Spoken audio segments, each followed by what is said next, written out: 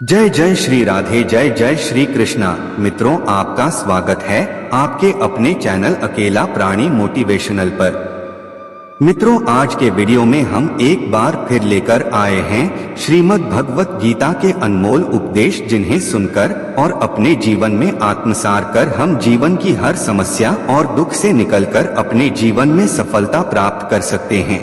श्रीमद् भागवत गीता मनुष्य को जीवन की सही दिशा की अनुभूति कराती है। भगवान श्री कृष्ण ने अर्जुन को कुरुक्षेत्र की रणभूमि में सही निर्णय लेने के लिए न सिर्फ गीता के उपदेश दिए थे, बल्कि उन्हें साक्षात अपने विराट स्वरूप के दर्शन भी कराए थे। द्वापर युग में दी गई भगवान श्री कृष्ण की सीख आज भी इंसान को सुख, शांति और मुक्ति प्राप्त करने के लिए मार्गदर्शक का काम करती है। तो आइए आज के वीडियो में गीता के अनमोल उपदेशों के बारे में जानते हैं, जिनको अगर कोई व्यक्ति अमल में लाता है तो उसका जीवन बदल जाएगा। तो चलिए वीडियो प्रारंभ करते हैं। जय श्री कृष्ण। मित्रों, मुश्किल समय में धैर्य रखना हमारे जीवन का महत्वपूर्ण हिस्सा है। जीवन में कई बार ऐसी परिस्थितियां आती हैं जब सब कुछ हमारे खिलाफ लगता है। ऐसे समय में धैर्य रखना और अपनी सकारात्मक सोच बनाए रखना बहुत जरूरी है। धैर्य हमें मानसिक स्थिरता और शांति प्रदान करता है। ये हमें कठिनाइयों का सामना करने की शक्ति देता है और हमें यह विश्वास दिलाता है कि हर मुश्किल समय के बाद अच्छा समय जरूर आता है। मित्रों, इस संसार में भगवान की इच्छा के बिना कुछ भी नहीं होता है।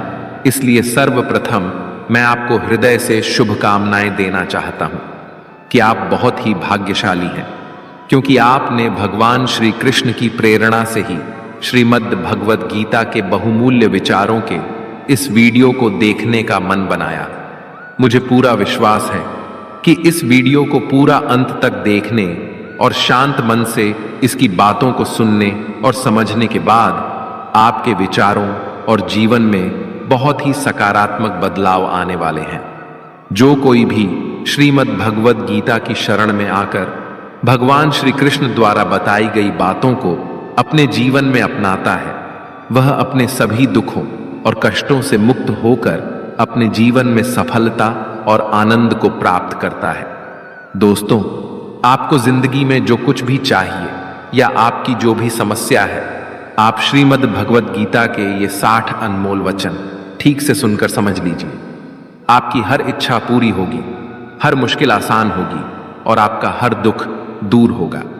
इसलिए आज हम आपके लिए भगवान श्री कृष्ण द्वारा दिए गए 60 अनमोल वचन लेकर आए हैं, ताकि ये आपके वर्तमान और भविष्य के सभी दुखों और कष्टों का निवारण करने में आपकी मदद कर सके। गीता का यह ज्ञान अमृत से भरा है, जो इंसान के मरे हुए मन और जीवन में एक नई जान डाल देता है।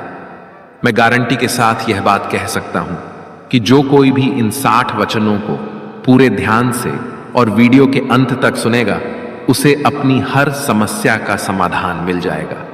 उसे वह सब कुछ मिल जाएगा जो वह पाना चाहता है। इसलिए इस वीडियो में एक भी विचार को मिस न करें और इस वीडियो को पूरा अंत तक सुनें। तो चलिए शुरू करते हैं। श्रीमद् भगवत गीता का पहला अनमोल वचन यह है कि जहां आपके लिए प्रेम और इज्जत नहीं है, वहां कभी मत जाओ। महाभारत का युद्ध शुरू होने से पहले श्री कृष्ण हस्तिनापुर गए थे, पांडवों की तरफ से शांति प्रस्ताव लेकर। तब शकुनी ने दुर्योधन से कहा, यह कृष्ण बड़ा मायावी है, अगर यह हमारे पक्ष में आ जाए तो समझ लो पांडव हार ही गए। तो इसकी सेवा करो, इसको अपने घर आने का निमंत्रण भेजो, इसे खुश करो। जब श्री कृष्ण हस्तिनापुर पहुंचे तो दुर्योधन ने उन्हें अपने घर आने का आग्रह किया और श्री कृष्ण से कहा, आप मेरे घर में रहिए, मेरा आतिथ्य स्वीकार कीजिए, मेरे घर में भोजन कीजिए। तो श्री कृष्ण ने दुर्योधन से कहा कि दुर्योधन, इंसान को किसी के घर तभी भोजन करना चाहिए, तभी जाना चाहिए, या तो उससे बहुत प्रेम हो, या तो हमारे जीवन में कोई बहुत बड़ी आपत्ति आ गई हो। ना तो मेरी जिंदगी में कोई आपत्ति आई है और ना ही तुम्हारा मुझसे कोई प्रेम है, तो तुम्हारे घर तो मैं कभी नहीं आऊंगा। तुम मुझे अपने घर बुला रहे हो सिर्फ और सिर्फ अपना मतलब पूरा करने के लिए, और मतलबी लोगों के घर कभी नहीं जाना चाहिए। इससे हमको यह शिक्षा मिलती है कि जिसके दिल में आपके लिए प्रेम नहीं है, सम्मान नहीं है, वहां आपको कभी नहीं रहना चाहिए। आपको सिर्फ उसी जगह रहना चाहिए जहां आपकी कदर हो, आपको इज्जत मिले और जहां आपको प्रेम मिले। श्रीमद् भगवत गीता का दूसरा अनमोल वचन यह है कि जिस रिश्ते में मर्यादाएं टूट जाती हैं वहां सिर्फ सर्वनाश ही होता है।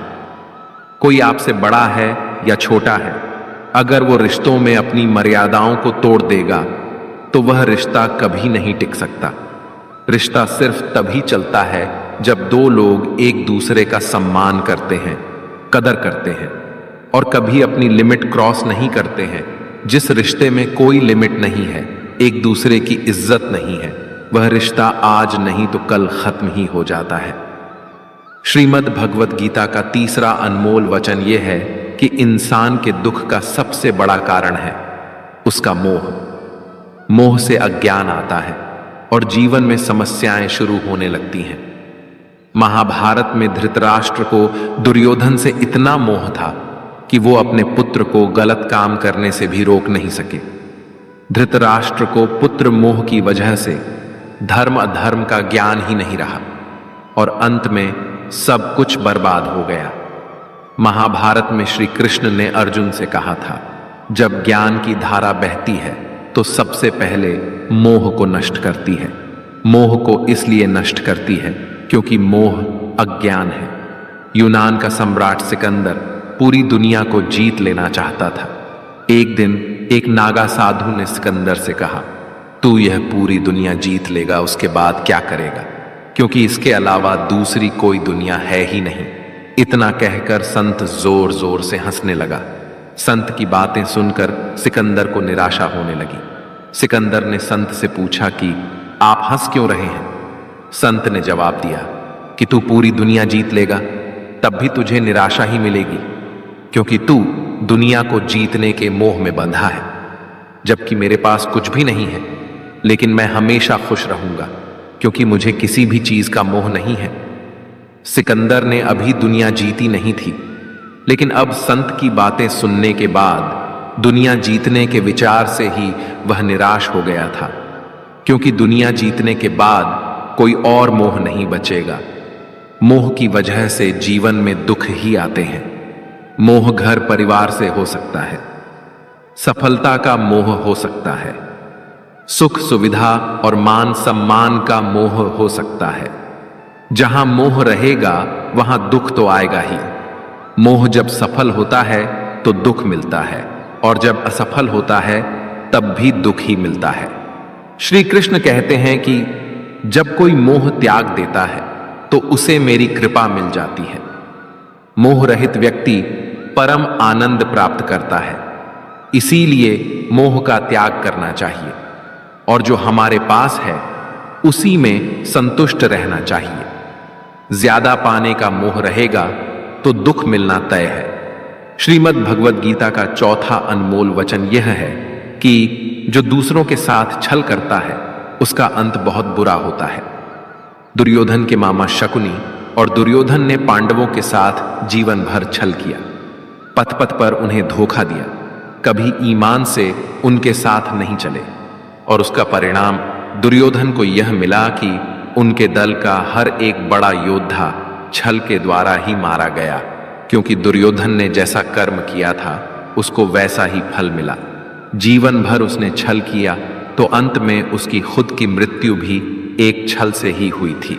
इसीलिए कोई अगर खुद को बहुत ज्यादा चालाक समझता है कि दूसरे को धोखा दे दिया, दूसरे को बेवकूफ बना दिया, तो एक दिन कोई आएगा उसकी जिंदगी में भी वो उसको ही धोखा देगा, क्योंकि कर्म सबके कारनामे याद रखता है। जो जैसा कर्म करता है उसको वैसा ही फल जरूर मिलता है। श्रीमद् भगवत गीता का 5वां अनमोल वचन यह है कि लोगों में अपना सहारा ढूंढना छोड़ दो। आपके मन की सबसे बड़ी कमजोरी यही होती है कि आप दूसरों में सहारा ढूंढते हैं, और यही चीज आपको कमजोर बनाती है। यही चीज आपका खुद पर विश्वास खत्म कर देती है। जो लोग सोचते हैं ना कि ये तो मेरा सहारा है, तो मुश्किल वक्त में मुझे काम आएगा, वही लोग मुश्किल वक्त में सबसे ज्यादा दुखी और अकेले पड़ जाते हैं। आप सिर्फ ईश्वर को अपना सहारा बनाओ। देखना, जब भी कोई मुश्किल आएगी ना, तो वो किसी ना किसी रूप में आकर आपकी मदद जरूर करेंगे। दुनिया को सहारा मत बनाओ। जो खुद अपने लिए सहारा ढूंढ रहे हैं, वो आपका सहारा कैसे बनेंगे? तो अपना सहारा दुनिया को नहीं, ईश्वर को बनाना चाहिए। ईश्वर आपकी सुनता है या नहीं, यह आपकी श्रद्धा, विश्वास और आस्था पर निर्भर करता है। श्रीमद् भगवत गीता का 6ठा अनमोल वचन यह है कि अपने मन को शांत रखना सीखो, क्योंकि अशांत मन जीवन में सिवाय दुख के आपको और कुछ नहीं देने वाला, और एक शांत मन आपको जीवन में प्रेम और आनंद ही देगा। दुख और सुख सिर्फ शांत और अशांत मन के परिणाम है। अशांत मन दुख को ही जन्म देता है, और शांत मन परम आनंद को जन्म देता है। मन में शंकाओं को कभी जन्म न दो। ये शंकाएं मन में गलत फहमियों के पहाड़ बना देती हैं, जिससे जीवन का सुख चैन छिन जाता है। तभी श्री कृष्ण कहते हैं कि मनुष्य को अपने मन को वश में रखना चाहिए। जो कोई अपने मन को वश में कर लेता है, उसका मन उसका मित्र बन जाता है, और जो कोई अपने मन को वश में नहीं रख पाता, उसका मन उसका सबसे बड़ा शत्रु बन जाता है। श्रीमद् भगवत गीता का 7वां अनमोल वचन यह है कि जिंदगी में कभी भी खुद को किसी का जरूरतमंद या मोहताज मत बनाओ, क्योंकि जब तक आप किसी के जरूरतमंद नहीं होते, तब तक आपको कोई दुख नहीं पहुंचा सकता, कोई आपका फायदा नहीं उठा सकता। जिस इंसान के आप जरूरतमंद हो जाओगे, वह आपका लाभ उठाना शुरू कर देता है। जिस दिन आपने अपने जीवन को किसी का जरूरतमंद बना दिया, उसी दिन से आपको उसकी गुलामी करनी पड़ती है। औरों की तो छोड़ो, जो लोग अपने नौकरों के काम वाली बाइयों के जरूरतमंद हो जाते हैं, तो वे उनका सब कुछ सहना शुरू कर देते हैं, क्योंकि उन्हें पता होता है कि आपका काम उनके बिना चल ही नहीं पाएगा, और आप खुद से उतना काम कर नहीं पाएंगे, और दूसरा कोई आपको मिल नहीं रहा, तो वे आपको परेशान करना शुरू कर देते हैं। लेकिन जब उन्हें यह समझ आता है कि आप अपना काम खुद कर सकते हैं, या आपको दूसरे 1000 ऑप्शन मिल सकते हैं, तो वे चुपचाप अपना काम करेंगे। अब अगर आप कोई ऐसी नौकरी करते हैं जहां आपके बॉस के गलत होते हुए भी आप उसका टॉर्चर सहते रहते हैं, तो उसको पता होता है कि आप उसके जरूरतमंद हैं, और वह उसका पूरा फायदा लेता है। और तो और, जिस घर परिवार में आप रहते हैं, अगर वहां भी आप किसी के जरूरतमंद हैं, तो वह आपको पूरा चूस लेता है, क्योंकि वहां आप 24 घंटे रहते हैं, कहीं और जा ही नहीं सकते। आपके सर पर चढ़ के नाचेगा वह इंसान, और आपको पूरी तरह से अपने कंट्रोल में रखेगा। लोगों को बहुत मजा आता है अपने से कमजोर इंसान को अपने कंट्रोल में रखने में। आप चाहे हजारों के लिए अच्छा करो, चाहे हर वो काम करो जिससे उन्हें खुशी मिले, पर ऐसे लोग आपकी गर्दन को दबा के रखते हैं। आप में अगर कुछ प्रतिभा है, तो आपके पंख ही काट दिए जाएंगे। हर वो कोशिश की जाएगी आपके साथ, जिससे आप जिंदगी में कभी आगे ही ना बढ़ पाओ। किसी का मोहताज होना मर जाने से भी बदतर होता है।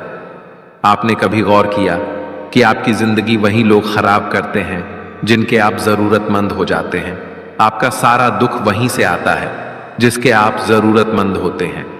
जरूरतमंदी सिर्फ शरीर या काम की नहीं होती, सबसे बड़ी जरूरतमंदी तो मन की होती है कि जिंदगी में कोई हमें चाहिए, हमें संभालने के लिए, नहीं तो हम खुश नहीं रह पाएंगे। अकेलापन लोगों से झेला नहीं जाता है। फिर कई बार आप ऐसे लोगों से जुड़ जाते हैं जो आपकी इस मन की जरूरतमंदी का पूरा फायदा उठाते हैं। आप उनसे रिश्ता इसीलिए जोड़ते हैं ताकि आपकी जिंदगी में थोड़ी खुशी आए, और वे लोग आपको खून के आंसू रुलाते हैं, आपकी पूरी जिंदगी नर्क बना देते हैं।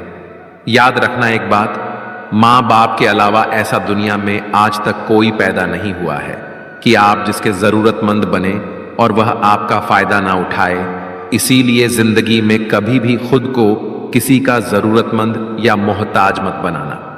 श्रीमद् भगवत गीता का 8वां अनमोल वचन यह है कि अपनी खुशी और अपना दुख हर किसी के आगे जाहिर नहीं करना चाहिए, क्योंकि लोग आपकी खुशी पर नजर लगा देते हैं और आपके दुख में आपकी हंसी उड़ाने लगते हैं। आपकी खुशी से कोई खुश नहीं होता, लोगों को जलन होती है। इसीलिए कहा जाता है कि हर वक्त आंसू आंख में लाया ना करो, हर जख्म सबको दिखाया ना करो।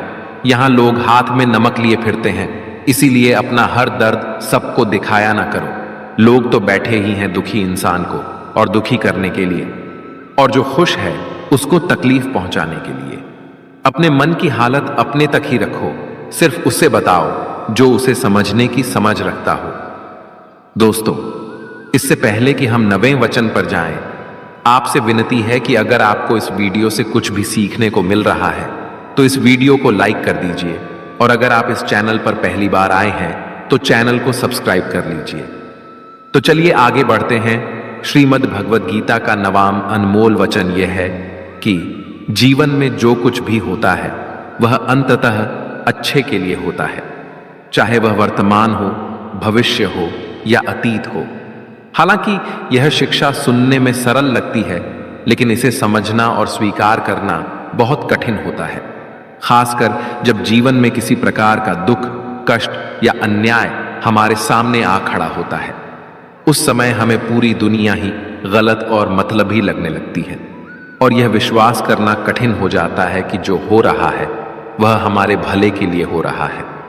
जब जीवन में किसी अपने से हमें चोट पहुंचती है या हमारे साथ कुछ अनुचित होता है तो हमें लगता है कि हमारी दुनिया टूट गई है, परंतु सच यह है कि यही कष्ट हमें और भी अधिक मजबूत और लायक बनाते हैं।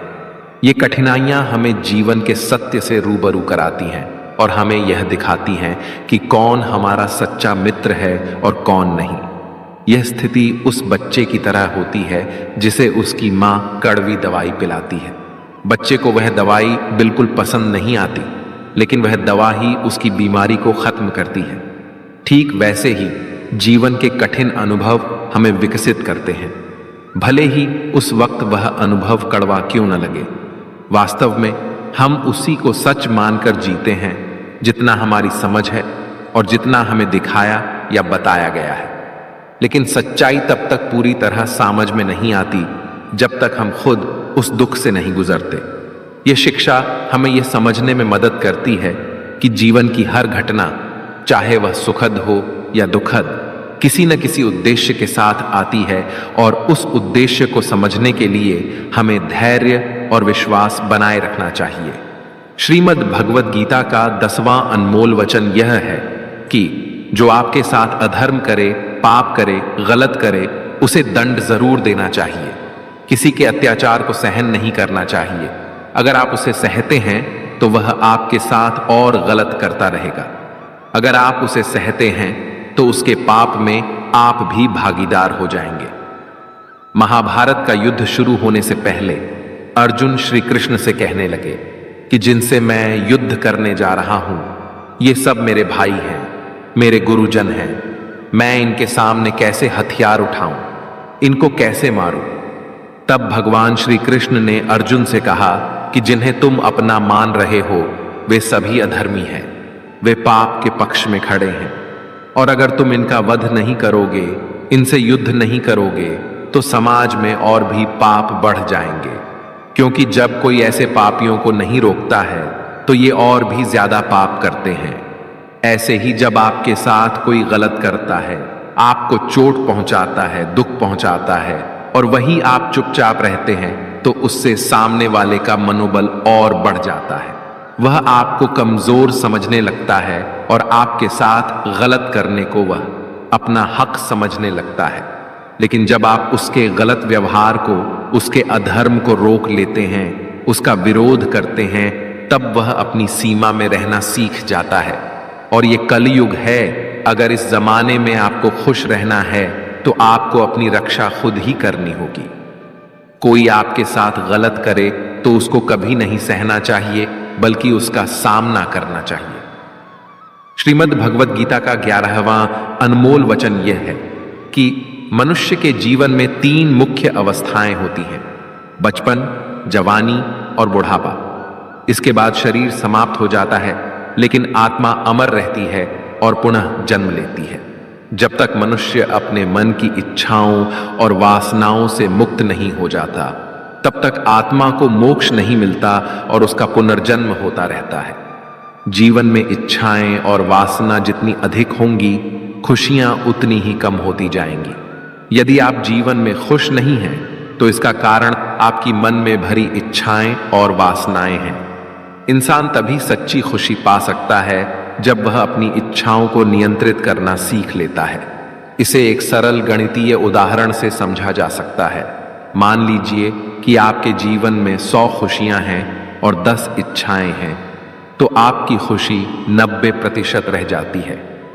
अगर आपकी 50 इच्छाएं हैं, तो आपकी खुशियां आधी हो जाती हैं, और अगर आपकी 100 इच्छाएं हैं, तो आपकी खुशी 0 हो जाती है। इंसान का सबसे अच्छा मित्र उसका आत्मा और मन होता है, जो अच्छी बातों पर उसे शाबाशी देता है और बुरी बातों पर उसे सही रास्ते पर ले आता है। इसीलिए अपने कर्मों पर ध्यान दें और अपने आत्मा और मन को सबसे अच्छा साथी माने, क्योंकि वे ही आपको जीवन में सही दिशा दिखाएंगे।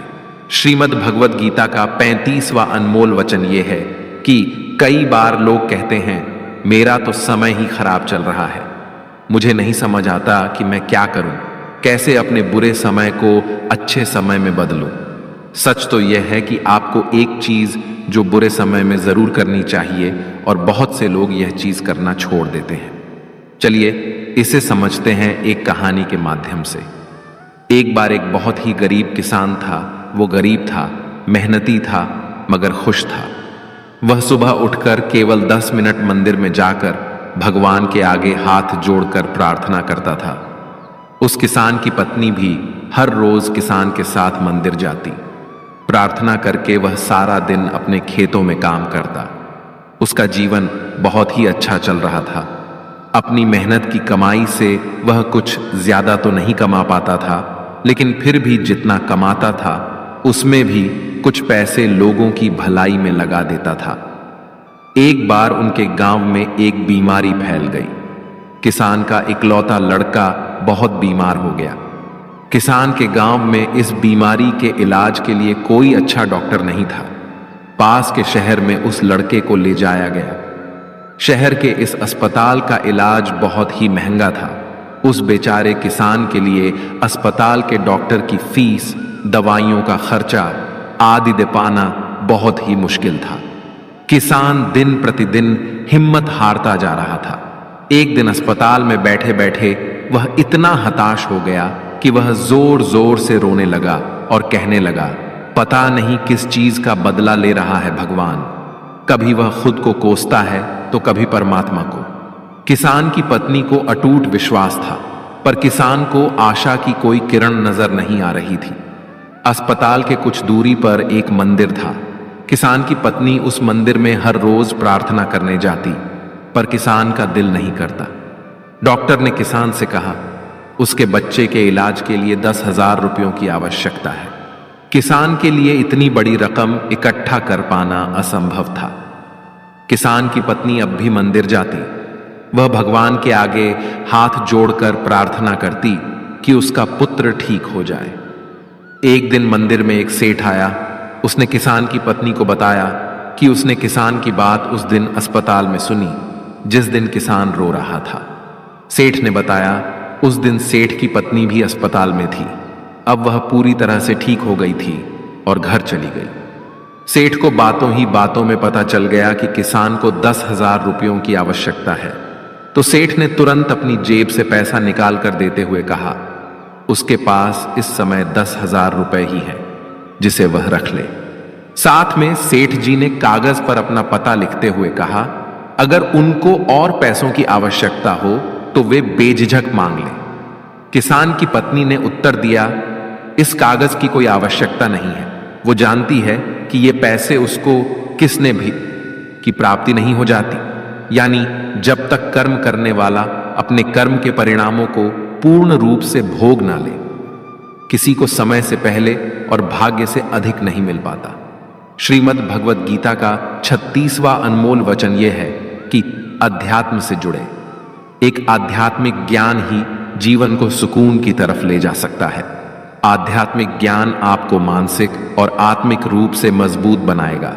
इसलिए ईश्वर पर विश्वास करें और ईश्वर द्वारा प्रदान की गई शिक्षाओं का पालन करें। लोगों की बातों पर जितना ध्यान देंगे उतना ही आपका खुद पर से विश्वास कम होता जाएगा। इसलिए खुद पर विश्वास कर खुद के दम पर आगे बढ़ो और स्वयं ही अपना मार्ग तय करो। जीवन में किसी भी पल कुछ भी हो सकता है। जीवन सीमित है, समय व्यर्थ मत करो। बुरे अतीत को याद करके दुखी होने से अच्छा है कि उससे सीख लो और अपने वर्तमान को सुधार कर एक बेहतर भविष्य का निर्माण करो। कर्म करो और ईश्वर पर भरोसा रखो। क्या होगा क्या नहीं यह ईश्वर पर छोड़ दें। जितना अधिक पुरुषार्थ करोगे स्वर्ग का मार्ग उतना ही सरल होगा। स्वयं को ईश्वर के चरणों में सौंप दो। नित्य अच्छे कर्म करो और लोगों की भलाई करो और उन्हें सही राह दिखाओ। एक ज्ञानवान व्यक्ति कभी भी कामुक सुख में आनंद नहीं लेता। इसलिए ज्ञानी व्यक्ति जो हो गया वह अच्छा हुआ, जो हो रहा है वह अच्छा हो रहा है और जो होगा वह भी अच्छा ही होगा, इसी पर अडिग विश्वास करता है। वेद पुराण पढ़ने का कोई लाभ ही नहीं जब तक उसमें कही बातों को अपने जीवन में अनुकरण ना करें, उनका पालन ना करें। रावण बुद्धिमान अवश्य था किंतु ज्ञानी नहीं। उसकी अज्ञानता ने उसे क्रोधी, कामुक और अहंकारी बना दिया, जो उसकी मृत्यु का सबसे बड़ा कारण बना। श्री कृष्ण कहते हैं, मैं सभी प्राणियों को एक समान रूप से देखता हूं। मेरे लिए ना कोई कम प्रिय है और ना ही अधिक। वह ज्ञान व्यर्थ है जो सिर्फ तुम तक ही सीमित है। उस ज्ञान का कोई लाभ नहीं जिससे समाज एवं जगत का कल्याण ना किया जा सके। तुम क्यों व्यर्थ में चिंता करते हो? तुम क्यों भयभीत होते हो? कौन तुम्हें मार सकता है? आत्मा ना कभी जन्म लेता है और ना ही इसे कोई मार सकता है। यही जीवन का अंतिम सत्य है। मनुष्य का कर्म ही मनुष्य को ईश्वर के नजदीक लाता है या ईश्वर से दूर कर देता है। इसलिए हमेशा अच्छे कर्म ही करें। जब जब इस धरती पर पाप, अहंकार और अधर्म चरम सीमा पर होगा, तब तब उसका विनाश कर धर्म की पुनः स्थापना हेतु मैं अवश्य अवतार लेता हूं। जो दान कर्तव्य समझकर बिना किसी सोच के किसी जरूरतमंद व्यक्ति को दिया जाए, वह दान सात्विक माना जाता है। जिसने मन को जीत लिया है उसने पहले ही परमात्मा को प्राप्त कर लिया है, क्योंकि उसने शांति प्राप्त कर ली है। ऐसे मनुष्य के मन पर सुख, दुख, सर्दी, गर्मी और मान अपमान का कोई फर्क ही नहीं पड़ेगा। जो विद्वान होते हैं वह ना तो जीवन के लिए और ना ही मृत्यु के लिए शोक करते हैं।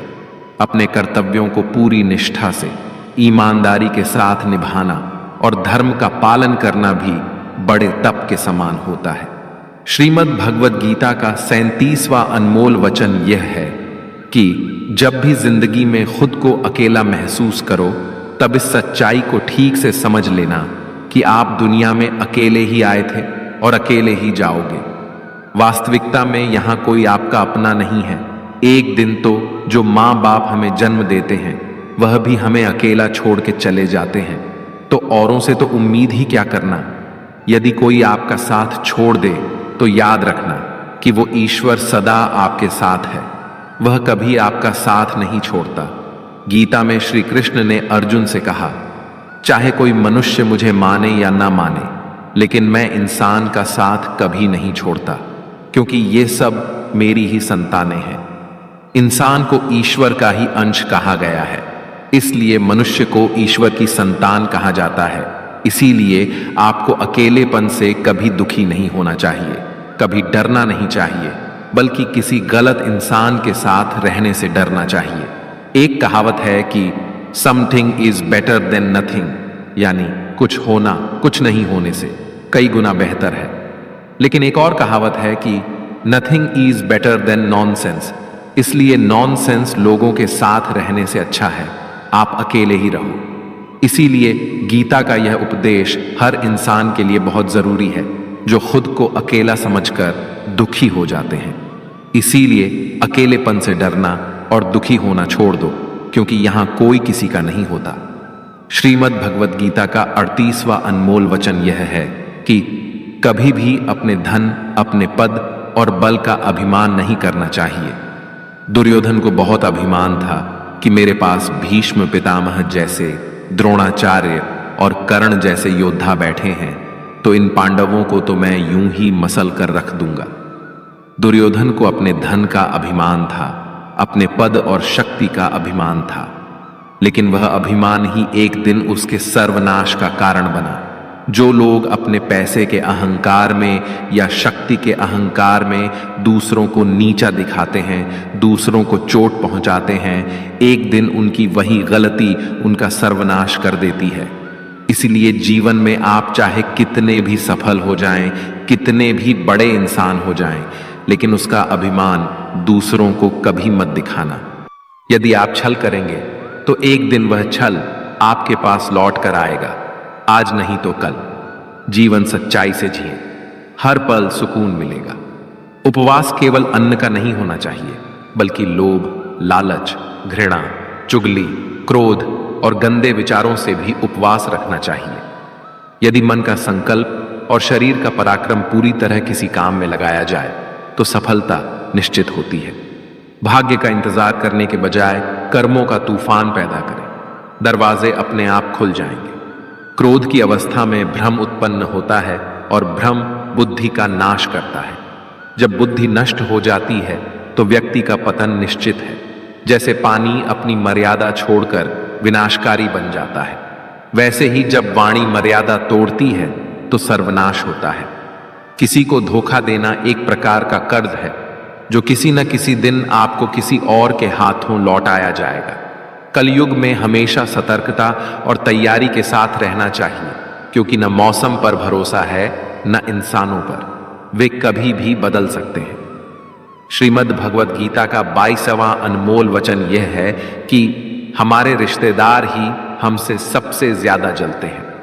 हमारी सफलता से सबसे ज्यादा दिक्कत हमारे रिश्तेदारों को ही होती है।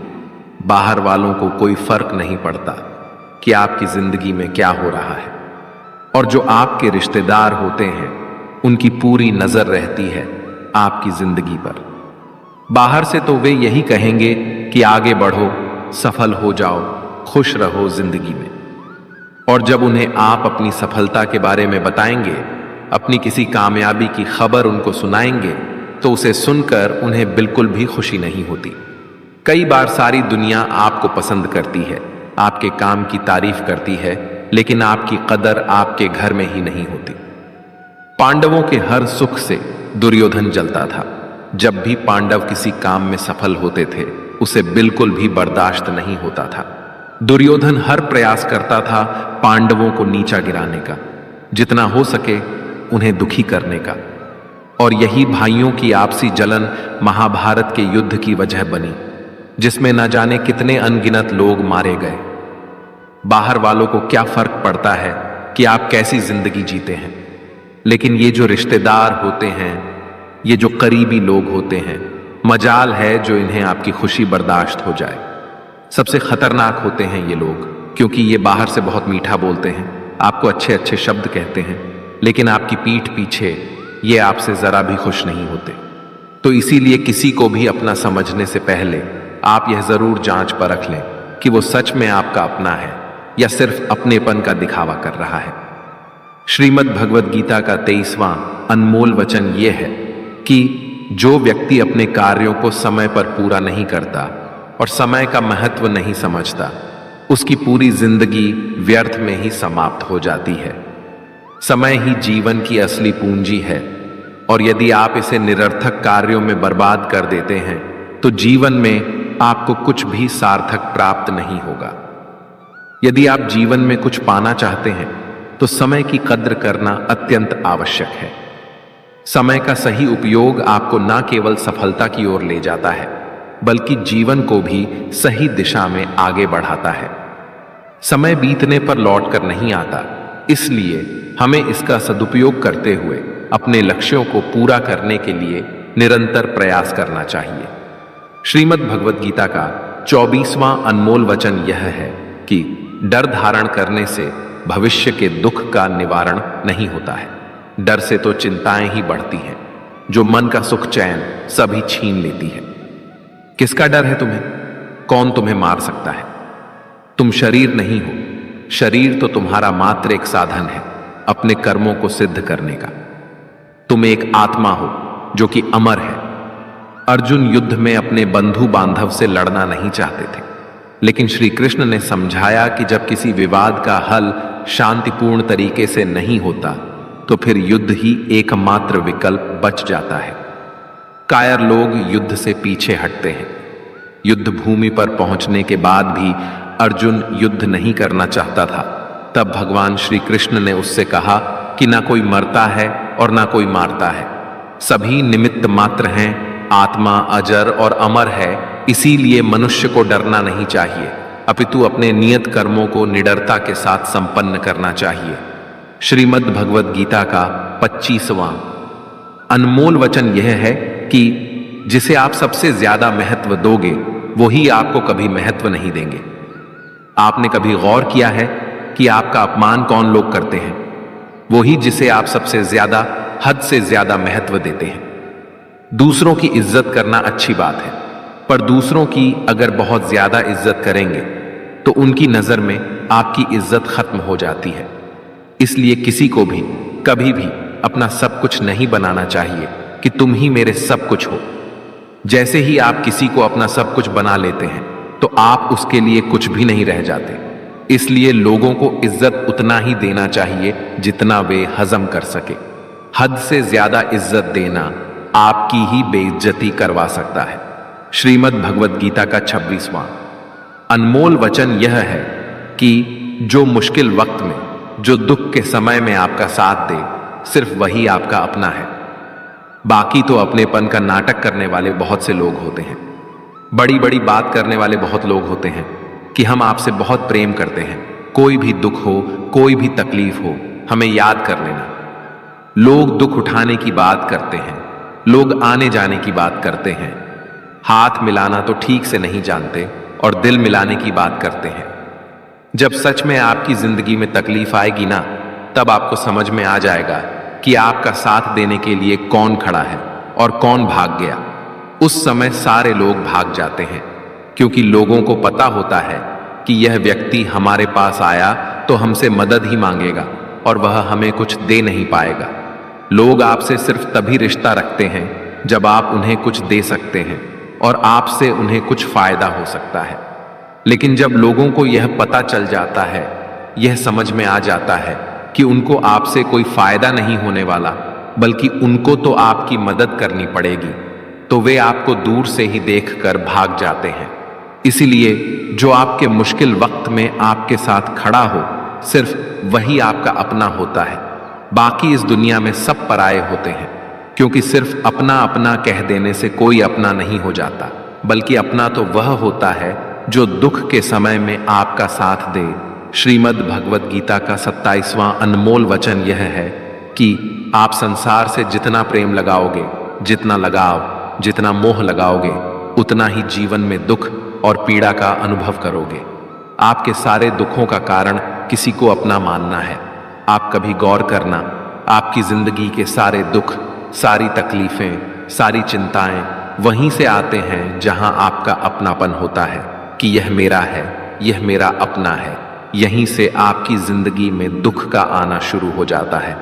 जिंदगी में जब हम किसी चीज को, किसी इंसान को, किसी रिश्ते को, किसी काम को अपना मान लेते हैं, मेरा मान लेते हैं, वहीं से सारे दुखों की शुरुआत होती है, वहीं से हर तकलीफ की शुरुआत होती है।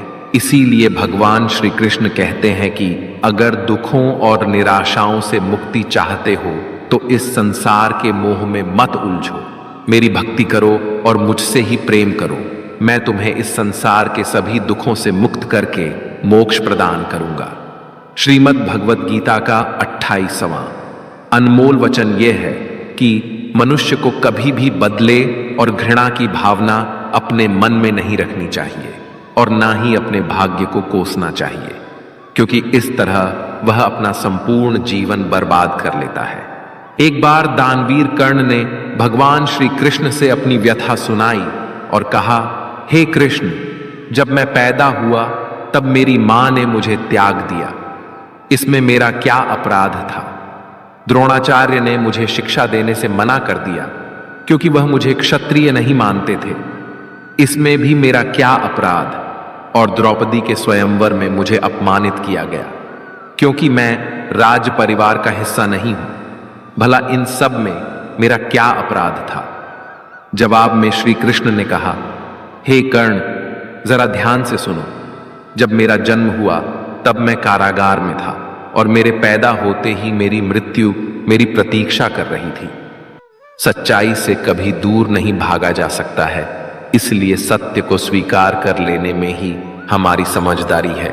झूठ को जानबूझकर सत्य मानकर जीना ही बहुत बड़ी गलतफहमी कहलाती है। स्वयं की व्यक्तिगत सोच गलतफहमियों को भी जन्म दे सकती है, इसलिए स्वयं की व्यक्तिगत सोच को दूसरों पर कभी नहीं थोपना चाहिए। वासना, क्रोध और लालच, ये नरक के 3 द्वार होते हैं। बिना मोक्ष के जन्म मरण के चक्र से छुटकारा नहीं पाया जा सकता। जिस प्रकार अग्नि सोने को परखती है, उसी प्रकार संकट वीर पुरुषों को परखता है। बिना किसी पुरुषार्थ के आप अच्छे फल व सकारात्मक परिणाम की कामना ही नहीं कर सकते। यदि आप धर्म के मार्ग पर चलते हैं तो परिणाम की चिंता किए बिना अपने धर्म का निडरता से पालन करें। श्रीमद् भगवद गीता का 46वां अनमोल वचन यह है कि बीते समय को भुलाकर आज में जीने में ही समझदारी है। आप अपने गुजरे हुए बुरे वक्त को भूल जाओ, क्योंकि अगर आप गुजरे हुए वक्त के दुख में जीते रहोगे, उसके पश्चाताप में जीते रहोगे, तो आज भी आप कभी खुश नहीं रह पाओगे। समझदार लोग जो समय चला गया है उसका दुख कभी नहीं करते। आपका बीता हुआ कल कैसा भी क्यों ना हो, पर उसका प्रभाव आपके आज पर नहीं पड़ना चाहिए। जो भी आपके साथ हुआ उससे सबक लो, शिक्षा लो कि अब यह जिंदगी में आगे नहीं होने देंगे हम, और जीवन में आप आगे बढ़ जाओ। कई बार लोग रोते रहते हैं कि उस इंसान ने मेरे साथ इतना गलत किया, इसीलिए आज जिंदगी में मैं इतना दुखी हूं। लोग कोसते रहते हैं दूसरों को कि उसकी वजह से मेरी जिंदगी में दुख है, उसकी वजह से मेरी जिंदगी खराब हो गई है। लेकिन जब तक आप उसे कोसते रहेंगे, आप जिंदगी में कभी खुश नहीं रह पाएंगे, कभी आगे नहीं बढ़ पाएंगे। जो हुआ, जो लोगों ने आपके साथ किया, उसे आप बदल नहीं सकते, लेकिन आपका आज आप जरूर बदल सकते हैं। कल के दुख से छूटना चाहते हो तो कल में नहीं, आज में जीना शुरू करो। आपको ऐसा एक भी इंसान नहीं मिलेगा जो अपने कल में जीता हो और प्रसन्न रहता हो। सिर्फ वही इंसान खुश रहेगा जो अपने आज में जीता है। कल में जीने वाला इंसान किसी ना किसी पीड़ा से जुड़ा होता है, किसी ना किसी दुख, किसी ना किसी पश्चाताप से जुड़ा होता है। कल में जीना आपकी जिंदगी की सारी खुशियां छीन लेगा। तो जितना हो सके अपने पास्ट को भूल जाइए और अपने वर्तमान में जीना शुरू कीजिए। श्रीमद् भगवद गीता का 47वां अनमोल वचन यह है कि जीवन में कई बार नया शुरू करने के लिए पुराने को पूरी तरह से मिटाना पड़ता है। श्री कृष्ण से कुंती ने पूछा था कि हे कृष्ण, क्यों तुमने इतना बड़ा महायुद्ध करवा दिया? तो श्री कृष्ण ने बोला कि अधर्म बहुत बढ़ गया था और इस अधर्म का पूरी तरह से नाश करने के लिए, एक नए युग को लाने के लिए पुराने का सर्वनाश करना बहुत जरूरी होता है। जब कोई भवन पूरी तरह से खंडहर हो जाता है, बहुत पुराना हो जाता है, तो उसे पूरी तरह से तोड़कर फिर से नवनिर्माण होता है। ऐसे ही आपके जीवन में भी आपको कुछ नया करना है तो पुराने को पूरी तरह से मिटाना होगा। श्रीमद् भगवद गीता का 48वां अनमोल वचन यह है कि जो आपके मुंह पर अपनापन दिखाए और आपकी पीठ पीछे आपको नुकसान पहुंचाए, ऐसे लोगों से दूर ही रहना चाहिए। चाणक्य ने कहा है कि ऐसे लोग उस घड़े की तरह होते हैं जिसके मुंह में तो अमृत लगा है, लेकिन जिसके भीतर जहर भरा होता है। आप जिसे अमृत समझकर पी जाते हैं, वास्तविकता में वो जहर ही होता है। तो ऐसे लोगों को जहर की तरह छोड़ देना चाहिए जो अपनेपन का दिखावा करें और पीछे से हमेशा आपको नुकसान पहुंचाए। श्रीमद् भगवत गीता का 49वां अनमोल वचन यह है कि इस दुनिया में जो कुछ भी होता है, अच्छा या बुरा, वह बिना किसी कारण के नहीं होता और कहीं ना कहीं वह हमारे अच्छे के लिए ही होता है। मित्रों, जीवन में कई बार हमें तकलीफों का सामना करना पड़ता है। तब हमें लगता है कि हमारे ही साथ ऐसा क्यों हो रहा है, लेकिन समय के गुजरने के साथ साथ हमें यह एहसास भी होने लगता है कि जो हुआ अच्छा हुआ। एक बार एक गांव में एक गरीब औरत रहती थी। उसको जब बच्चा हुआ तो वह बिल्कुल स्वस्थ था, लेकिन एक बार किसी दुर्घटना की वजह से उस बच्चे के हाथ की एक उंगली कट गई। वह बहुत दुखी हुई कि मेरे बच्चे के साथ ऐसा क्यों हुआ, और वह हमेशा भगवान को इस बात के लिए कोसती थी कि पता नहीं भगवान को मुझसे क्या दुश्मनी थी जो मेरे बच्चे की उंगली काट दी। समय बीतता गया। उस गांव में एक दिन साधु के वेश में एक मायावी राक्षस आया। वह राक्षस अपनी शक्ति बढ़ाने के लिए बच्चों की बलि चढ़ाना चाहता था। वह इस बच्चे को भी बलि के लिए उठा कर ले गया, लेकिन जैसे ही वह उसकी बलि चढ़ाने लगा तो उसे अपने गुरु की शर्त याद आ गई कि तुम जिस भी बच्चे की बलि चढ़ाओगे उसके शरीर के सभी अंग सही सलामत होने चाहिए। लेकिन उस बच्चे की उंगली कटी हुई थी, जिसके कारण मजबूर होकर राक्षस को उस बच्चे को जिंदा छोड़ना पड़ा। और उस दिन उसकी मां को यह एहसास हुआ कि अगर मेरे बच्चे की अंगुली नहीं कटती तो आज वह जीवित नहीं रहता। उसने ईश्वर का बहुत धन्यवाद कहा। श्रीमद् भगवत गीता का 50वां अनमोल वचन यह है कि किसी का भला करके कभी एहसान ना जताएं, अन्यथा वह कर्म शून्य के समान हो जाता है और उससे मिलने वाला यश बेकार हो जाता है। यह सोच करके कभी अभिमान नहीं करना चाहिए कि हमने तो कितने लोगों या जीवों की मदद की है, क्योंकि करने वाले तो स्वयं ईश्वर होते हैं। आप तो मात्र एक माध्यम हैं, कठपुतली हैं। ज्ञान सदैव बुद्धि को उत्तम व श्रेष्ठ बनाता है, इसलिए ज्ञान अर्जित करते रहे और बांटते रहे ताकि दूसरों का भी जीवन संवर जाए। जो व्यक्ति फल की आशा हेतु कर्म करता है वह कर्म से ही बंध कर रह जाता है। मेरा तेरा छोटा बड़ा अपना पराया मन से मिटा दो, फिर सब तुम्हारा है और तुम सबके हो। फल की अभिलाषा छोड़कर निरंतर कर्म करने वाला मनुष्य ही अपने जीवन को सुखद और संतुष्टिदायक बना पाता है। शांति उसी को प्राप्त होती है जो मैं और मेरा तथा मैंने किया या मैंने बनाया ऐसी लालसा से बाहर आ जाता है। श्रीमद् भगवत गीता का 51वां अनमोल वचन यह है कि जीवन में संतोष रखने वाला ही हमेशा सुखी रहता है। मनुष्य को जो कुछ नहीं मिलता उसका दुख या शोक करने की बजाय ईश्वर ने जो कुछ भी दिया है उसका आनंद लेना चाहिए। दोस्तों, एक बार की बात है, एक आदमी सागर के किनारे घूम रहा था। तभी एकदम उसकी नजर चांदी के एक डंडे पर गई जो बहते बहते किनारे पर आ गया था। वह खुश हुआ और झटपट उस डंडे को उठा लिया। अब वह डंडा लेकर टहलने लगा। अब धूप ज्यादा हो गई तो उसका मन सागर में नहाने का हुआ। उसने सोचा, अगर डंडे को किनारे रखकर नहाऊंगा तो कोई ले जाएगा। इसीलिए वह डंडा हाथ में ही लेकर नहाने लगा। तभी एक ऊंची लहर आई और तेजी से डंडे को बहाकर ले गई।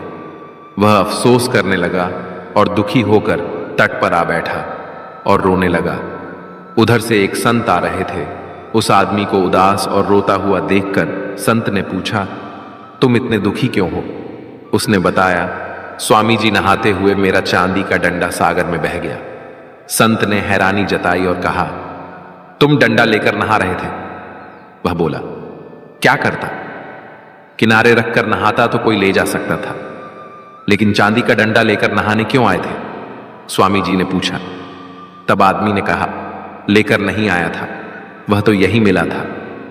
उस आदमी की बात सुनकर स्वामी जी जोर से हंसने लगे और बोले, जब वह तुम्हारा था ही नहीं तो फिर दुख या उदासी कैसी?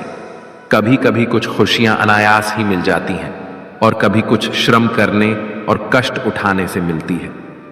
जो खुशियां अनायास मिलती हैं, परमात्मा की ओर से मिलती हैं, उन्हें सराहने का हमारे पास समय नहीं होता।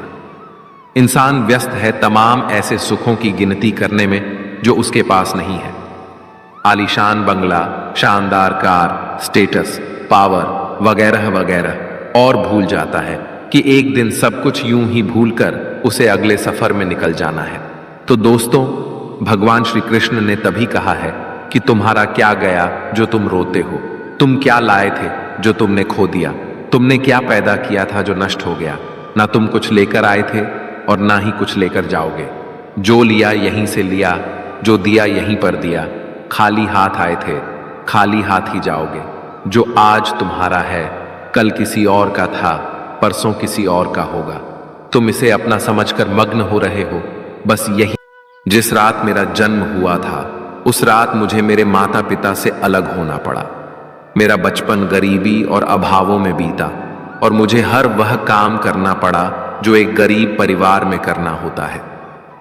गायों का गोबर मैं अपने हाथों से उठाता था। जब मैं चल भी नहीं सकता था तब मुझ पर प्राण घातक हमले किए गए।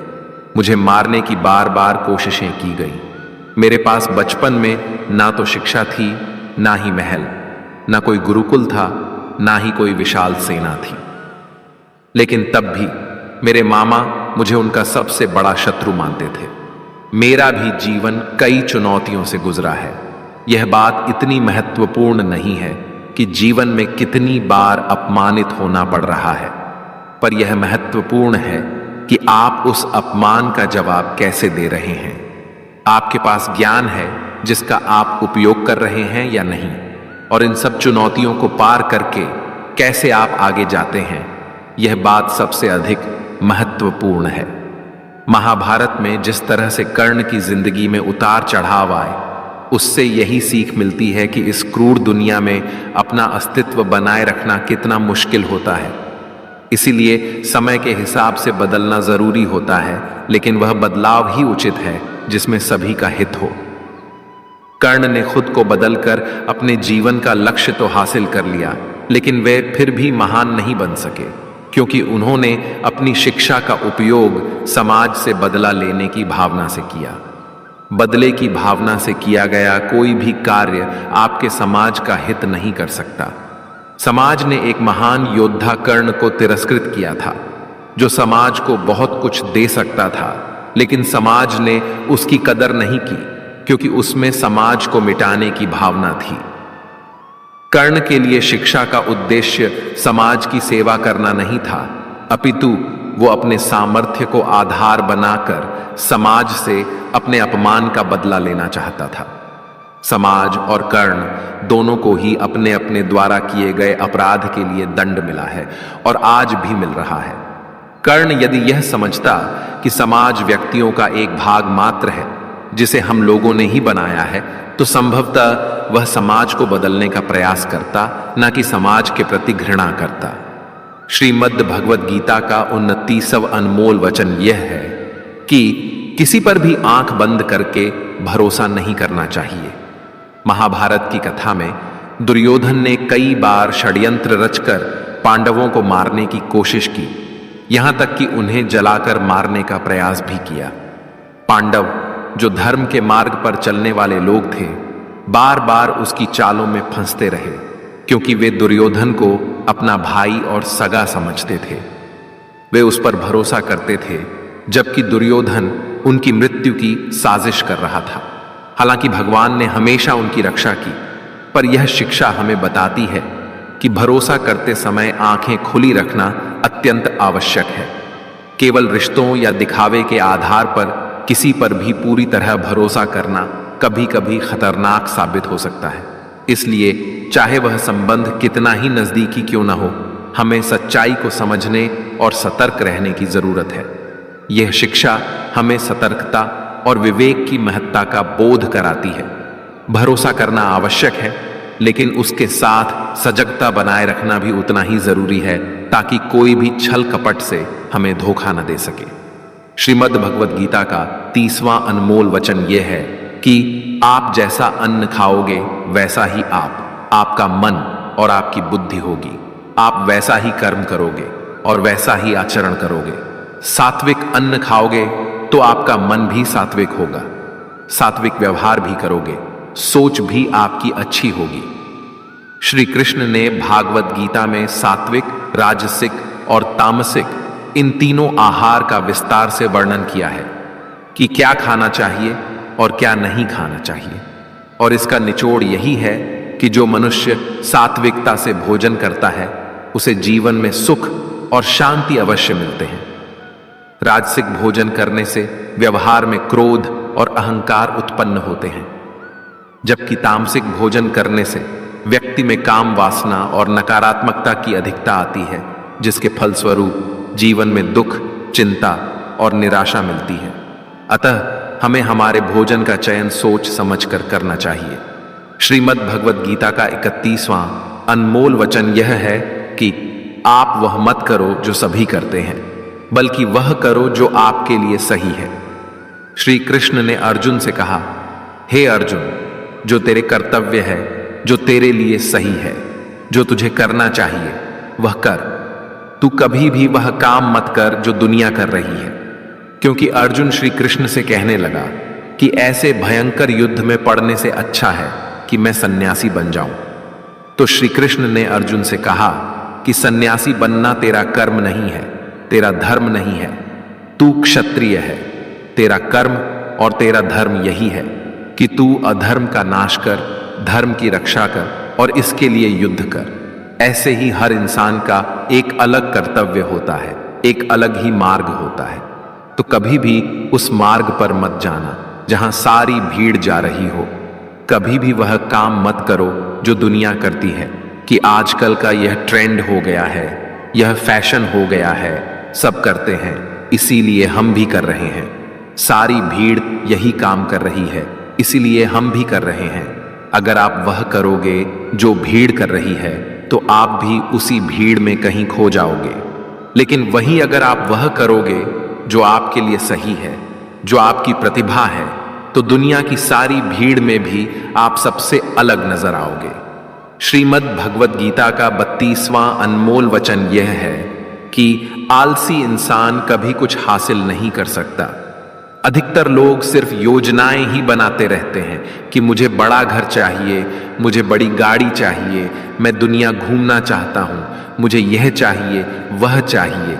यह हर कोई सोच लेता है, लेकिन उस पर मेहनत करना, अपना कर्म करना वो नहीं करते। क्योंकि चाहना तो बहुत आसान है, लेकिन उसके लिए कर्म करते रहना वह बहुत मुश्किल है।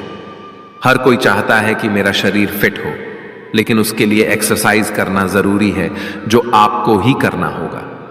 जो इंसान आलसी बनकर बैठा रहता है उसे ना ही अच्छा शरीर मिलता है और ना ही अच्छा जीवन मिलता है।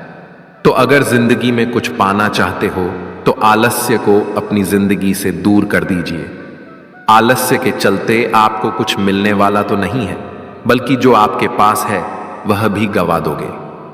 श्रीमद् भगवद गीता का 33वां अनमोल वचन यह है कि बुरा इंसान कभी अपनी बुराई नहीं छोड़ेगा, चाहे आप उसके साथ कितना भी अच्छा चलो, वह आपको तकलीफें अवश्य ही देगा।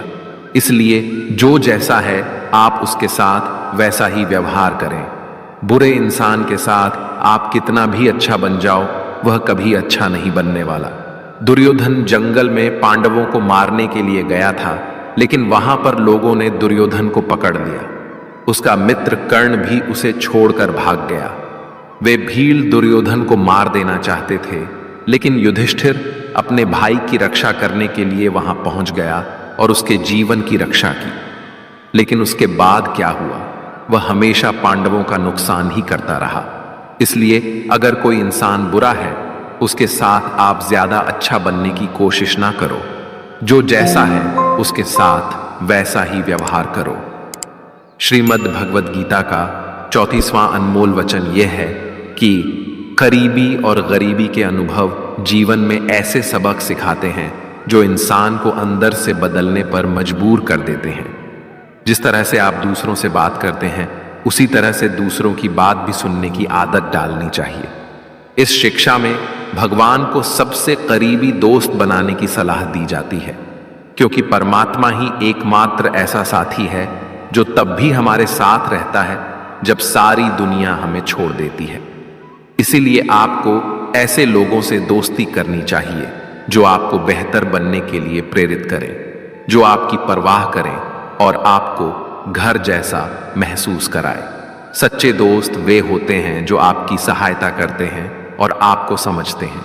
मृत्यु के समय आपकी कोई भी नहीं सुनेगा, केवल आपके कर्म ही यह निर्धारित करेंगे कि आपको किस दिशा में ले जाया जाएगा। इस शिक्षा का एक और महत्वपूर्ण पहलू यह है कि जीवन की चुनौतियों से भागना नहीं चाहिए और न ही भाग्य या ईश्वर की इच्छा का बहाना बनाना चाहिए। धैर्य बनाए रखें, क्योंकि सही समय आने तक आपको खुद को स्थिर और मजबूत रखना होगा। श्रीमद् भगवद गीता का 52वां अनमोल वचन यह है कि क्रोध मनुष्य का सर्वनाश कर देता है। क्रोधी इंसान का कोई मित्र ही नहीं होता। हर इंसान उससे दूर भागता है, उसके सारे रिश्ते समाप्त हो जाते हैं। जो इंसान अपने क्रोध को नहीं संभाल सकता, वह जिंदगी में कुछ भी नहीं संभाल सकता। क्रोध करना व्यर्थ है।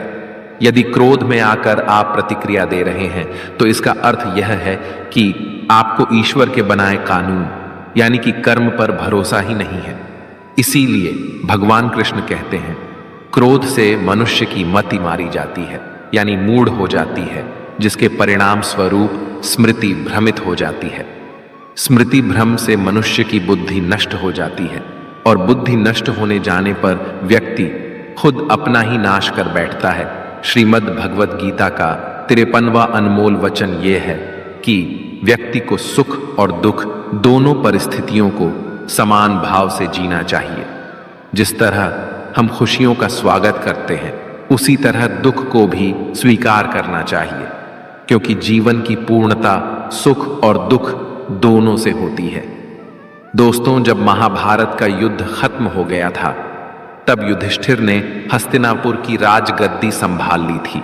सब कुछ सामान्य हो रहा था। एक दिन वह समय आ गया था जो कोई पांडव नहीं चाहते थे। भगवान श्री कृष्ण द्वारिका लौट रहे थे। सारे पांडव दुखी थे। श्री कृष्ण उन्हें अपने शरीर का हिस्सा ही लगते थे, जिसके अलग होने के भाव से ही वे कांप जाते थे। लेकिन श्री कृष्ण को तो जाना ही था। कोई भी श्री कृष्ण को जाने नहीं देना चाहता था। भगवान भी एक एक कर अपने सभी स्नेही जनों से मिल रहे थे। सबसे मिलकर उन्हें कुछ ना कुछ उपहार देकर श्री कृष्ण ने विदा ली। अंत में वे पांडवों की माता और अपनी बुआ कुंती से मिले। श्री कृष्ण ने कुंती से कहा, बुआ, आपने आज तक अपने लिए मुझसे कुछ नहीं मांगा, आज कुछ मांग लीजिए, मैं आपको कुछ देना चाहता हूं। कुंती की आंखों में आंसू आ गए। उन्होंने रोते हुए कहा कि हे श्री कृष्ण, अगर कुछ देना ही चाहते हो तो मुझे दुख दे दो, मैं बहुत सारा दुख चाहती हूं। श्री कृष्ण आश्चर्यचकित हो गए। श्री कृष्ण ने पूछा कि ऐसा क्यों? बुआ, तुम्हें दुखी क्यों चाहिए? कुंती ने जवाब दिया कि जब जीवन में दुख रहता है तो तुम्हारा स्मरण भी रहता है। हर वक्त तुम याद आते हो। सुख में तो यदा कदा ही तुम्हारी याद आती है। तुम याद आओगे तो मैं तुम्हारी पूजा और प्रार्थना भी कर सकूंगी। तभी दोस्तों, भगवान श्री कृष्ण कहते हैं कि जो न कभी हर्षित होता है, न द्वेष करता है, न शोक मनाता है, न कामना करता है, तथा जो शुभ और अशुभ कर्मों का त्यागी है, ऐसा भक्ति युक्त पुरुष ही मुझे अति प्रिय है। श्रीमद् भगवद गीता का 54वां अनमोल वचन यह है कि बहुत ज्यादा मीठा बोलने वालों से और ज्यादा तारीफ करने वालों से सावधान रहना चाहिए, क्योंकि लोग मीठा सिर्फ तभी बोलते हैं जब उनको आपसे अपना मतलब निकालना होता है। आपकी तारीफ भी सिर्फ तभी की जाती है जब उन्हें आपसे अपना काम निकालना होता है। याद रखना कि तारीफ आपको जिंदगी में कभी भी मुफ्त में नहीं मिलने वाली। अगर कोई आपकी तारीफ कर रहा है तो कुछ ना कुछ उसके लिए आपको चुकाना ही पड़ेगा। इसीलिए जो बहुत ज्यादा मीठा बोलते हैं या जो आपकी तारीफ करते हैं, उनसे जरा सावधान रहना चाहिए। श्रीमद् भगवद गीता का 55वां अनमोल वचन यह है कि अपने मन को शांत रखना सीखो, क्योंकि अशांत मन जीवन में सिवाय दुख के आपको और कुछ नहीं देने वाला, और एक शांत मन आपको जीवन में प्रेम और आनंद ही देगा। दुख और सुख सिर्फ शांत और अशांत मन के परिणाम है। अशांत मन दुख को ही जन्म देता है और शांत मन परम आनंद को जन्म देता है। मन में शंकाओं को कभी जन्म ना दो। ये शंकाएं मन में गलत फहमियों के पहाड़ बना देती हैं, जिससे जीवन का सुख चैन छिन जाता है। तभी श्री कृष्ण कहते हैं कि मनुष्य को अपने मन को वश में रखना चाहिए। जो कोई अपने मन को वश में कर लेता है, उसका मन उसका मित्र बन जाता है, और जो कोई अपने मन को वश में नहीं रख पाता, उसका मन उसका सबसे बड़ा शत्रु बन जाता है। श्रीमद् भगवद गीता का 56वां अनमोल वचन यह है कि जीवन में आपकी सफलता या असफलता बहुत कुछ आपकी संगत पर निर्भर करती है। मित्रों कहते हैं कि जैसी संगत वैसी रंगत, और जैसी रंगत वैसा जीवन। आप लाख अच्छे हैं, लेकिन यदि आपकी संगत बुरी है तो आप बर्बाद हो जाएंगे। लेकिन यदि आप लाख बुरे हैं और आपकी संगत अच्छे लोगों से है और आप उनकी सुनते भी हैं, तो निश्चित ही आप आबाद हो जाएंगे। कौरवों के साथ शकुनी जैसे लोग थे, तो पांडवों के साथ कृष्ण। शकुनी मामा जैसी आपने संगत पाल रखी है, तो आपका दिमाग चलना बंद ही समझो, क्योंकि वो कहते हैं ना कि धर्म से भरा हृदय धर्म का परामर्श देता है, जबकि अधर्म से भरा हृदय अधर्म का परामर्श देता है। आप चाहे कितने भी अच्छे हो, लेकिन अगर बुरे लोगों के साथ रहोगे तो आपका भी वही हाल होगा जो बुरे लोगों का होता है। भीष्म पितामह एक ब्रह्मचारी थे, धर्मात्मा थे, लेकिन वह अधर्म के पक्ष मंभ खड़े हो गए।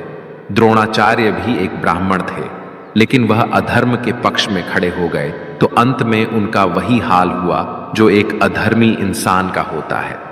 उनको मृत्यु के समय भयानक पीड़ा का सामना करना पड़ा। इसीलिए गलत संगत में कभी नहीं रहना चाहिए, क्योंकि कई बार आपको उनके संग में रहने की वजह से उनके ही कर्मों की सजा मिलने लगती है। फिर आपको समझ नहीं आता कि मैंने तो कुछ किया भी नहीं, मैं तो सिर्फ उनके साथ रहता हूं, मुझे दुख क्यों मिला।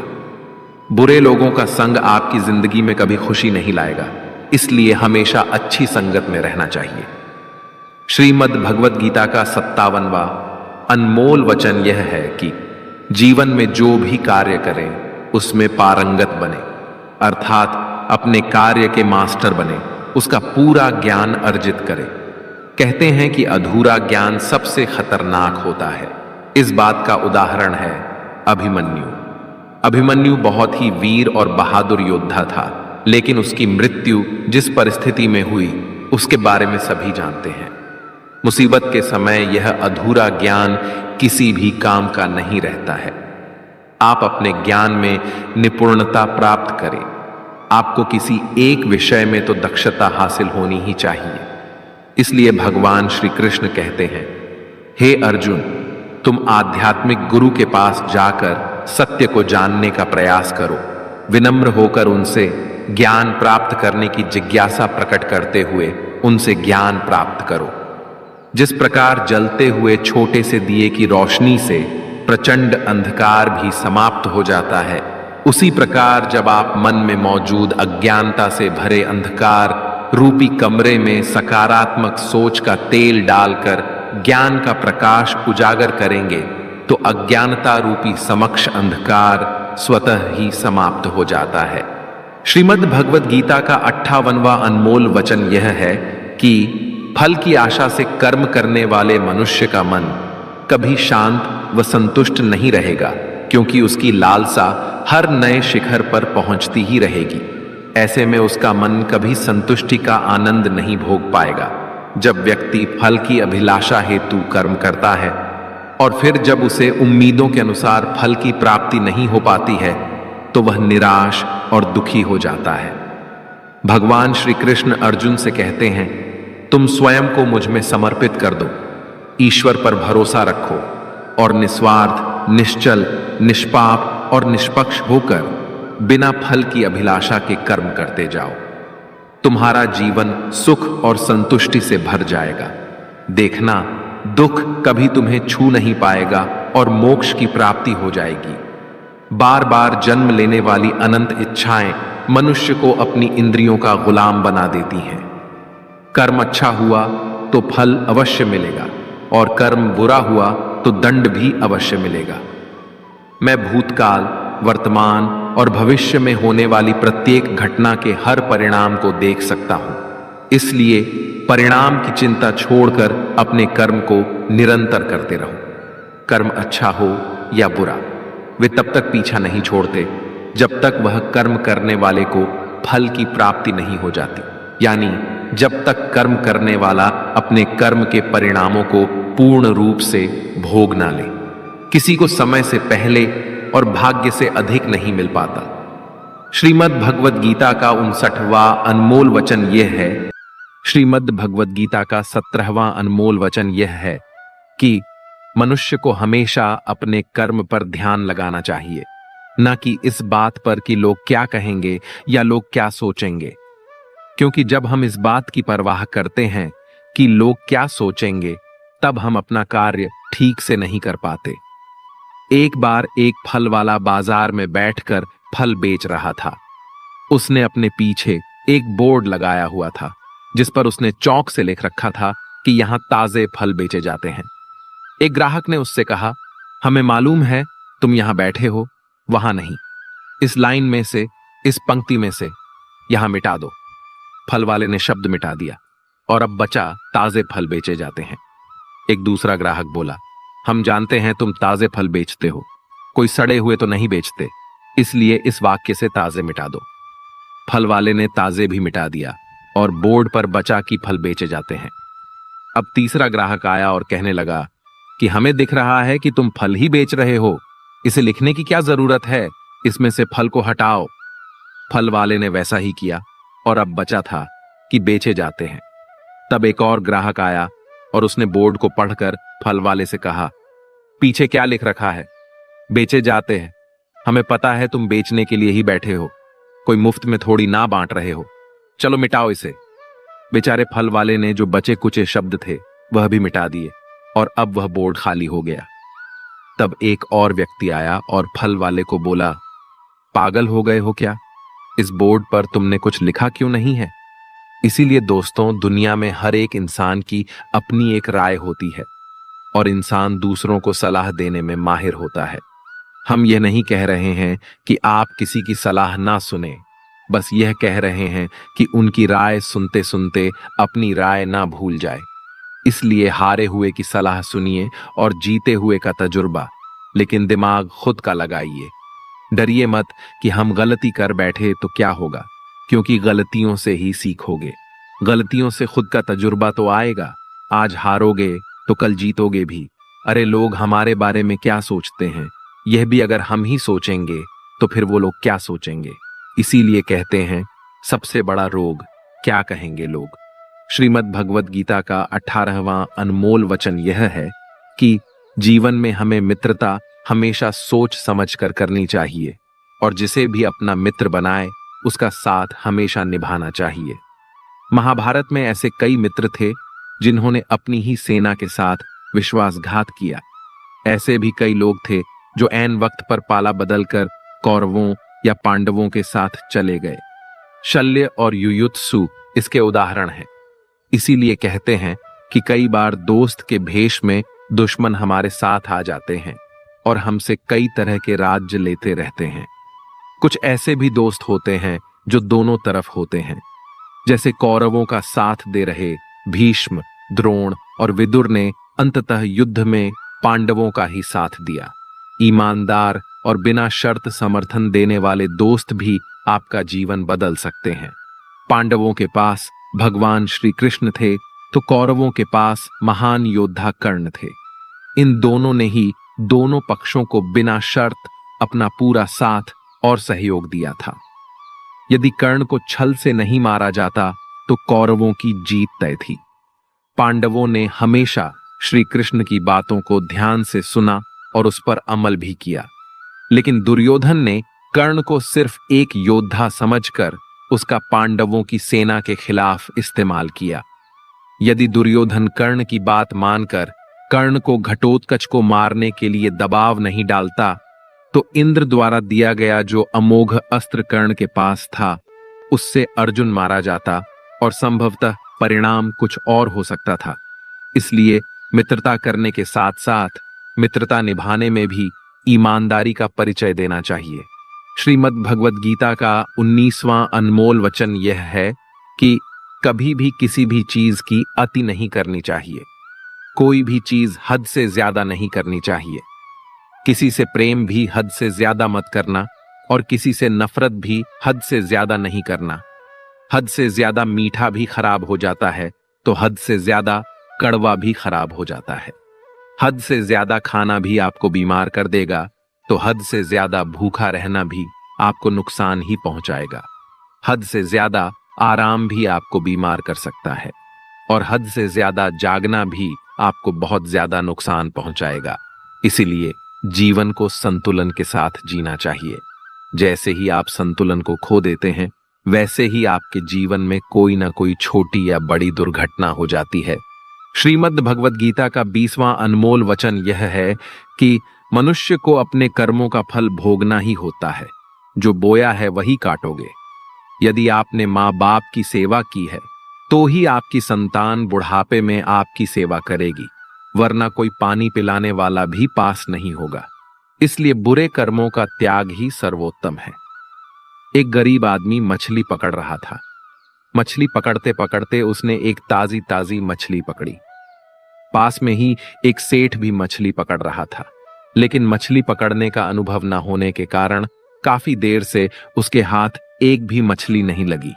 सेठ ने जब देखा कि उस गरीब आदमी ने ताजी ताजी मछली पकड़ी है तो उसके मन में मछली को देखकर लालच आ गया और उसने गरीब आदमी के हाथ से मछली छीन ली। गरीब आदमी ने सेठ से कहा, ये मछली मैंने पकड़ी है, आप इसे क्यों छीन रहे हैं?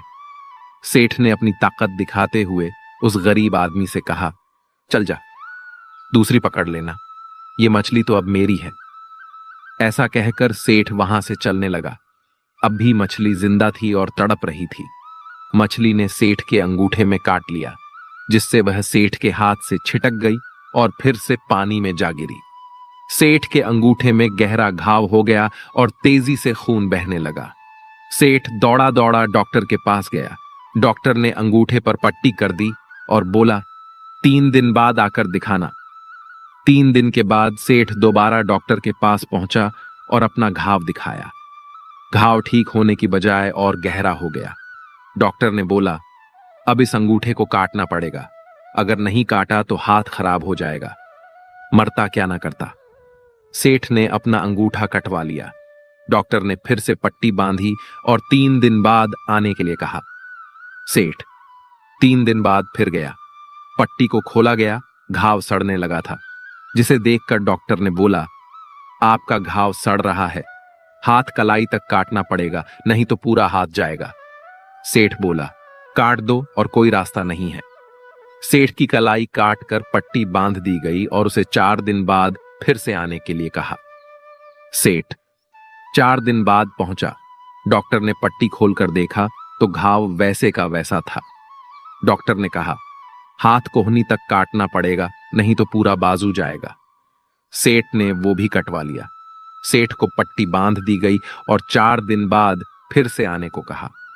4 दिन बाद डॉक्टर ने घाव को देखकर कहा, अब तो बाजू काटना पड़ेगा, नहीं तो पूरा शरीर सड़ जाएगा। अब सेठ का पूरा बाजू कट चुका था। तभी सेठ के एक मित्र ने उससे पूछा कि तुझसे कहीं कोई गलती तो नहीं हुई? आखिर ये क्या हो रहा है? तू जाने अनजाने कोई गलती तो नहीं कर बैठा जिसके कारण तेरे साथ ये सब हो रहा है? सेठ बोला, हाँ, एक गलती तो हुई है। मैंने किसी की मछली पर हाथ मारा था। मेहनत उसकी थी, मगर खाना मैं चाहता था। मित्र ने जैसे ही सुना उसने सेठ से कहा, जरूर ये उस मछली वाले आदमी की वजह से ही हो रहा है। तू जल्दी से जा और उसे ढूंढ, उसके सामने नाक रगड़ और माफी मांग। सेठ दौड़ा और उस गरीब आदमी को ढूंढा। उसके पैरों में गिर गया और उससे पूछा, ये तूने क्या किया? क्या तुझे कोई तंत्र मंत्र की विद्या आती है? तूने क्या किया मेरे साथ? कोई श्राप दिया? कोई बद्दुआ दी? तूने क्या कहा? गरीब आदमी हाथ जोड़कर बोला, मैंने तो कुछ नहीं किया सेठ, बस ऊपर देखा और कहा, हे भगवान, इसने मुझे अपनी ताकत दिखाई है, तू इसे अपनी ताकत दिखा दे। मित्रों, हमेशा याद रखिए, बुरे कर्मों का फल भी बुरा ही होता है। कर्मों का फल हमें वैसे ही ढूंढ लेता है जैसे कोई बछड़ा खो जाने पर सैकड़ों गायों में अपनी मां को ढूंढ लेता है। कर्म फल से कोई नहीं बच सकता। श्रीमद् भगवद गीता का 21वां अनमोल वचन यह है कि हम इस दुनिया में खाली हाथ आए थे और खाली हाथ ही जाएंगे। जो कुछ भी आज आपका है कल किसी और का होगा, इसलिए जो भी कर्म करें उसे भगवान को अर्पित करें। जीवन में सबसे बड़ा उपहार स्वास्थ्य है, सबसे बड़ा धन संतोष है और सबसे सच्चा संबंध वफादारी से बनता है। जब इच्छाओं की संख्या 100 से भी अधिक हो जाती है तो आपकी खुशी नकारात्मक हो जाती है, यानी आपकी खुशियां दुख में बदलने लगती हैं। इस शिक्षा का सार यही है कि जितनी आप अपनी इच्छाओं को कम करेंगे उतनी ही आपकी खुशियां बढ़ेंगी, और अगर आप अपनी इच्छाओं को बढ़ाते रहेंगे तो दुख अपने आप आपके जीवन में प्रवेश कर जाएगा। इसलिए खुश रहना है तो इच्छाओं को कम करना सीखिए और अपने मन को नियंत्रित करके सच्ची संतोष प्राप्त कीजिए। श्रीमद् भगवद गीता का 12वां अनमोल वचन यह है कि जिंदगी में धोखा अपने ही देते हैं, क्योंकि उनको आपकी कमजोरियों का पता होता है। बाहर वाला आपको धोखा नहीं दे सकता, क्योंकि उसको आपके बारे में पता ही नहीं है कि आपको चोट कहां पहुंचानी है। लेकिन जो आपका अपना है, आपका खास है, उसे बहुत गहराइयों से पता होता है कि आपकी कमजोरी क्या है। ऐसा क्या करें जिससे इसको दर्द पहुंचाया जा सके, जिससे इसको हम नीचा दिखा सकते हैं, इसको चोट पहुंचा सकते हैं। यह कलयुग है, इसमें बाहर वालों से नहीं, जो हमारे अपने हैं ना, उनसे ही सावधान रहना होता है। महाभारत का युद्ध 2 अलग अलग राज्यों में नहीं हुआ था, बल्कि एक ही परिवार के भाइयों में हुआ था। सभी आपस में एक ही वंश के लोग थे। कितनी बार दुर्योधन ने जहर देकर भीम को मारना चाहा, ना जाने कितनी बार दुर्योधन ने पांडवों को जान से मारने की कोशिश की। वह उनका कोई पराया नहीं था, बल्कि उनका भाई ही था। सारी लड़ाइयां घर के अंदर ही होती हैं, बाहर कौन लड़ेगा हमसे। घर में ही सारे झगड़े होते हैं। तो आपको चोट सिर्फ वही लोग पहुंचा सकते हैं जो आपके अपने हैं। आपको धोखा सिर्फ वही लोग दे सकते हैं जो आपके अपने हैं। श्रीमद् भगवद गीता का 13वां अनमोल वचन यह है कि सत्य और ईश्वर की शक्ति के साथ खड़े व्यक्ति को संसार की कोई भी ताकत परास्त नहीं कर सकती, चाहे पूरी दुनिया ही उसके खिलाफ क्यों ना हो। लेकिन अंत में विजय उसी की होती है। गीता में कुल 700 श्लोक और 18 अध्याय हैं, और इसका अंतिम श्लोक यह कहता है, जहां योगेश्वर कृष्ण और धनुर्धर अर्जुन हैं, वहीं विजय, समृद्धि, नीति और दृढ़ संकल्प है। धृतराष्ट्र बार बार संजय से पूछते थे कि युद्ध में कौन जीत रहा है और कौन हार रहा है, क्योंकि उनका विश्वास था कि उनके पक्ष में भीष्म पितामह, गुरु द्रोणाचार्य और कर्ण जैसे महाबली खड़े हैं। उन्हें लगता था कि ऐसी शक्ति के साथ उनकी हार संभव नहीं है। लेकिन संजय ने उन्हें बताया कि जहां ईश्वर यानी श्री कृष्ण खड़े होते हैं, वहां शक्ति का अर्थ नहीं होता।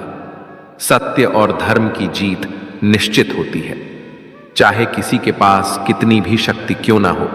यदि ईश्वर और सत्य किसी के साथ खड़े हैं तो उसे पराजित करना असंभव है।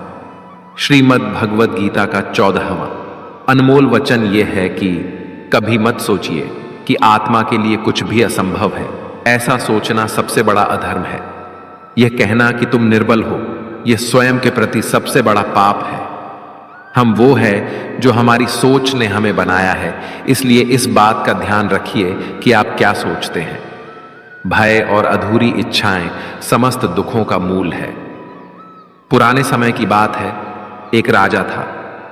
एक दिन उसके गुप्तचरों ने सूचना दी कि पड़ोसी राज्य हम पर हमला करने वाला है। गुप्तचरों ने बताया कि खबर एकदम पक्की है। सिर्फ 3 दिनों के भीतर पड़ोसी राज्य अपनी विशाल सेना के साथ हम पर हमला कर देगा, और उनकी सेना इतनी बड़ी है कि उनका सामना करना बहुत मुश्किल है। राजा बेहद चिंतित हो गया, परेशान हो गया। राजा ने तुरंत सभा बुलाई और सभी लोगों से सलाह मांगी कि अब हम लोगों का मरना तय है। अगर किसी व्यक्ति के पास कोई सुझाव या युक्ति है तो वह बता सकते हैं। राजा के एक चतुर मंत्री ने कहा, अब जब जान पर बात आ गई है तो इसका एकमात्र उपाय है कि हमें आज ही अभी इसी वक्त ही पड़ोसी राज्य पर हमला कर देना चाहिए। राजा बोला, मंत्री जी, हमारी सेना बहुत छोटी है, हम उनका मुकाबला कैसे कर पाएंगे?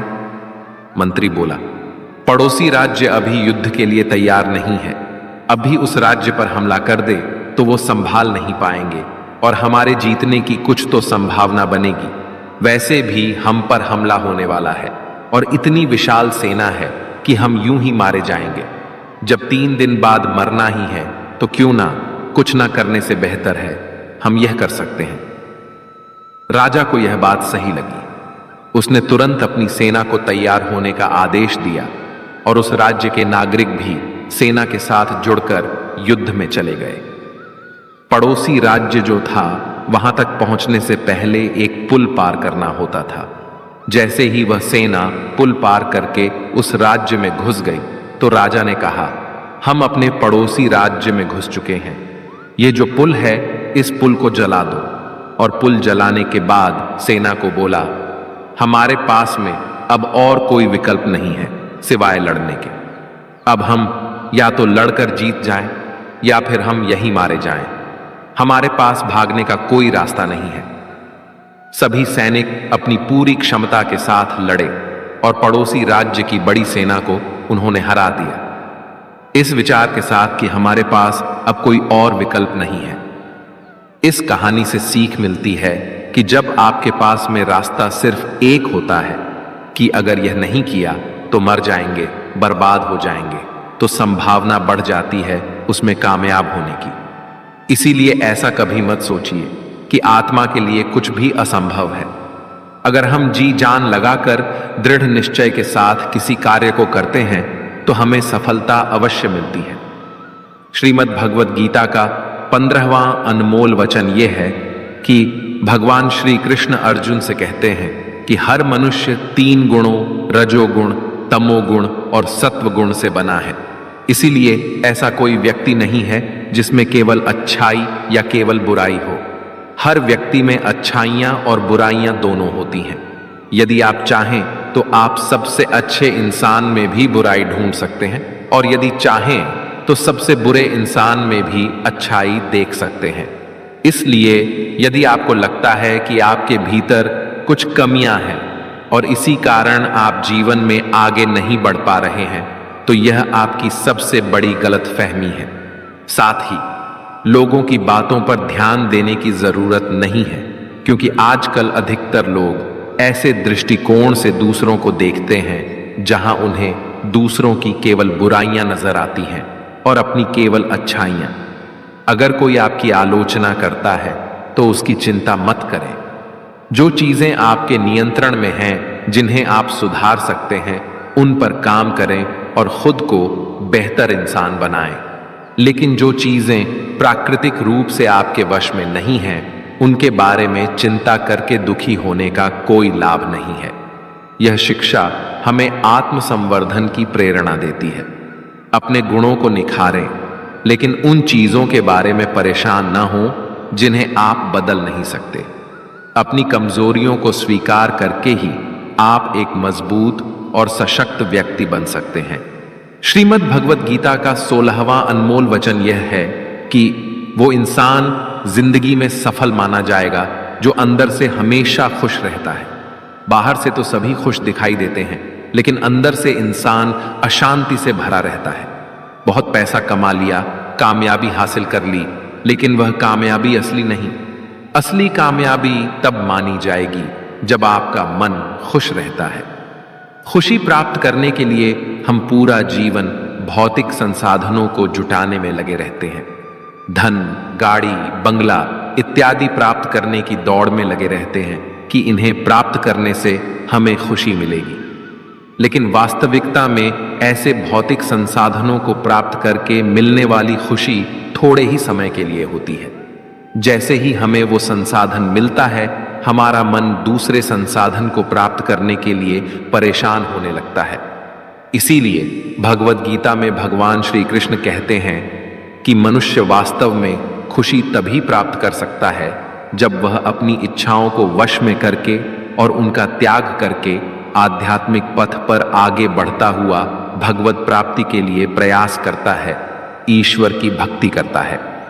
ऐसा मनुष्य जो सभी कामनाओं से रहित होकर सुख और दुख को समान भाव से देखता है, वह भीतर से आनंद और संतोष को प्राप्त करता है। श्रीमद् भगवद गीता का 39वां अनमोल वचन यह है कि आज के युग में बहुत ज्यादा अच्छे मत बनो, नहीं तो यह दुनिया आपको लूट कर कंगाल कर देगी। पांडवों की कहानी यह शिक्षा देती है कि ज्यादा अच्छा बनना आपको कई बार बहुत दुख दे सकता है। पांडव हमेशा धर्म के मार्ग पर चलते थे, कभी कोई गलत काम नहीं किया, लेकिन उनका सारा राजपाठ चला गया। उनकी पत्नी को भरी सभा में नग्न करने की कोशिश की गई, भिक्षा लेकर के उन्हें अपनी जिंदगी गुजारनी पड़ी। कारण क्या था? यह कि वे कुछ ज्यादा ही अच्छे बने हुए थे। यह तो तब की बात है, और आज की दुनिया तो और भी बदल चुकी है। लोग अच्छे इंसान को इज्जत कम देते हैं, बल्कि उसका इस्तेमाल ज्यादा किया जाता है। अगर आप भी लोगों के साथ अच्छा रहते हैं तो आप इस चीज को खुद अनुभव कर पाएंगे। आप जितना लोगों के साथ अच्छा चलते हैं, लोग आपके साथ उतना ही गलत व्यवहार करते हैं, लोग आपका उतना ज्यादा इस्तेमाल करते हैं। आप दूसरों की खुशी के लिए कुछ भी करते जाते हैं और लोग सिर्फ आपका फायदा लेने में लगे रहते हैं। इसीलिए आज के जमाने में खुश रहना है, ना तो बहुत ज्यादा अच्छे मत बनो। इसका मतलब यह नहीं कि आप बुरे इंसान बन जाओ। आप अच्छे और सच्चे कर्म करो और अपनी नजर में अच्छे बनते रहो। दुनिया की नजर में अच्छे बनने की कोशिश कभी मत करना। श्रीमद् भगवद गीता का 40वां उपदेश यह है कि आंखों से सच दिखने वाली बात पर भी एकदम से जल्दी भरोसा नहीं करना चाहिए। ऐसी बहुत सी कहानियां आपने सुनी होंगी कि कई बार आंखों से दिखने वाली बात भी सच नहीं होती है। इसीलिए भरोसा करने में कभी भी जल्दबाजी मत करना। श्रीमद् भगवद गीता का 41वां अनमोल वचन यह है कि जीवन में जब भी कोई मुश्किल आए तो हिम्मत मत हारो, बस थोड़ा धीरज रखो। जो लोग मुश्किल वक्त में खुद को थोड़ा संभाल कर धीरज रखते हैं, वो हर मुश्किल को आसानी से पार कर जाते हैं।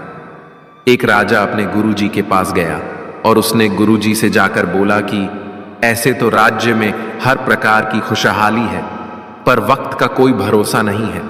अगर कभी जिंदगी में कोई मुश्किल वक्त आए, कोई बुरा वक्त आए, तो उस वक्त के लिए मुझे कोई मंत्र दीजिए, कोई शिक्षा दीजिए, कोई उपदेश दीजिए कि उस बुरे वक्त से कैसे बाहर निकलना है। तो गुरुजी ने उसे एक ताबीज बांध कर दे दिया और राजा से कहा कि इस ताबीज में मैंने एक मंत्र लिख कर रखा है।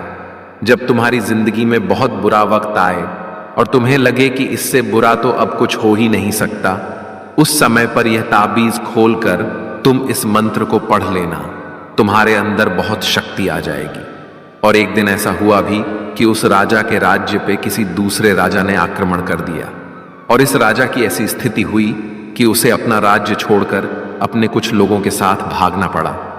उस समय पर राजा बहुत दुखी था और विचार करने लगा कि गुरुजी ने मुझे ताबीज दिया था और कहा था कि जब जिंदगी में बहुत बुरा वक्त आए तब उसे खोलकर पढ़ना, और इसके अंदर जो मंत्र लिखा हुआ है वह मेरे अंदर शक्ति भर देगा। राजा ने विचार किया कि इससे बुरा वक्त और क्या हो सकता है। उसने गुरुजी का दिया हुआ वह ताबीज खोला और उसके अंदर लिखा हुआ था कि यह वक्त भी गुजर ही जाएगा। इस वचन को पढ़कर राजा के मन में एक शक्ति आई और विश्वास जागा कि यह जो बुरा वक्त है यह भी टिकने वाला नहीं है, यह भी निकल ही जाएगा, इसलिए मुझे हिम्मत नहीं हारनी है। और उस राजा ने वापस अपने सैनिकों को जमा करके अपनी सेना को खड़ा किया और उस राजा पर हमला करके अपना राज्य वापस प्राप्त किया। तो जिंदगी में स्थिति चाहे कितनी भी बुरी क्यों ना हो, वह हमेशा के लिए नहीं रहने वाली, वह भी एक दिन गुजर जाएगी। वक्त चाहे कैसा भी हो, एक दिन जरूर बदल जाएगा। हमारी जिंदगी में न जाने कितनी बार दुख आए, कितनी बार मुश्किल वक्त आया, लेकिन हम हर बार निकल जाते हैं। ऐसे ही आपकी जिंदगी में जब कोई मुश्किल वक्त आए, बुरा वक्त आए, तो मन में यह विश्वास रखना कि यह वक्त भी एक दिन गुजर ही जाएगा। इसलिए अपनी हिम्मत मत हारो। अगर आपके अंदर धीरज है तो आप बुरे से बुरे वक्त को भी जरूर पार कर जाओगे। श्रीमद् भगवत गीता का 42वां वचन यह है कि कुछ भी बोलने से पहले अपने शब्दों की मर्यादा को परख लेना चाहिए।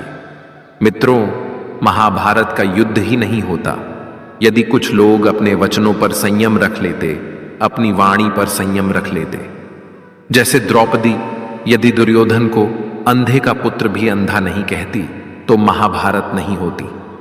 शिशुपाल और शकुनी हमेशा चुभने वाली बातें ही करते थे, लेकिन टीटी भी बोलने से पहले 1000 बार सोच लेना चाहिए, क्योंकि शस्त्र तो केवल शरीर को घायल करता है, लेकिन शब्द मन और आत्मा को ही घायल कर देते हैं। श्रीमद् भगवत गीता का 43वां अनमोल वचन यह है कि इंसान ही आजकल इंसान का दुश्मन हो गया है।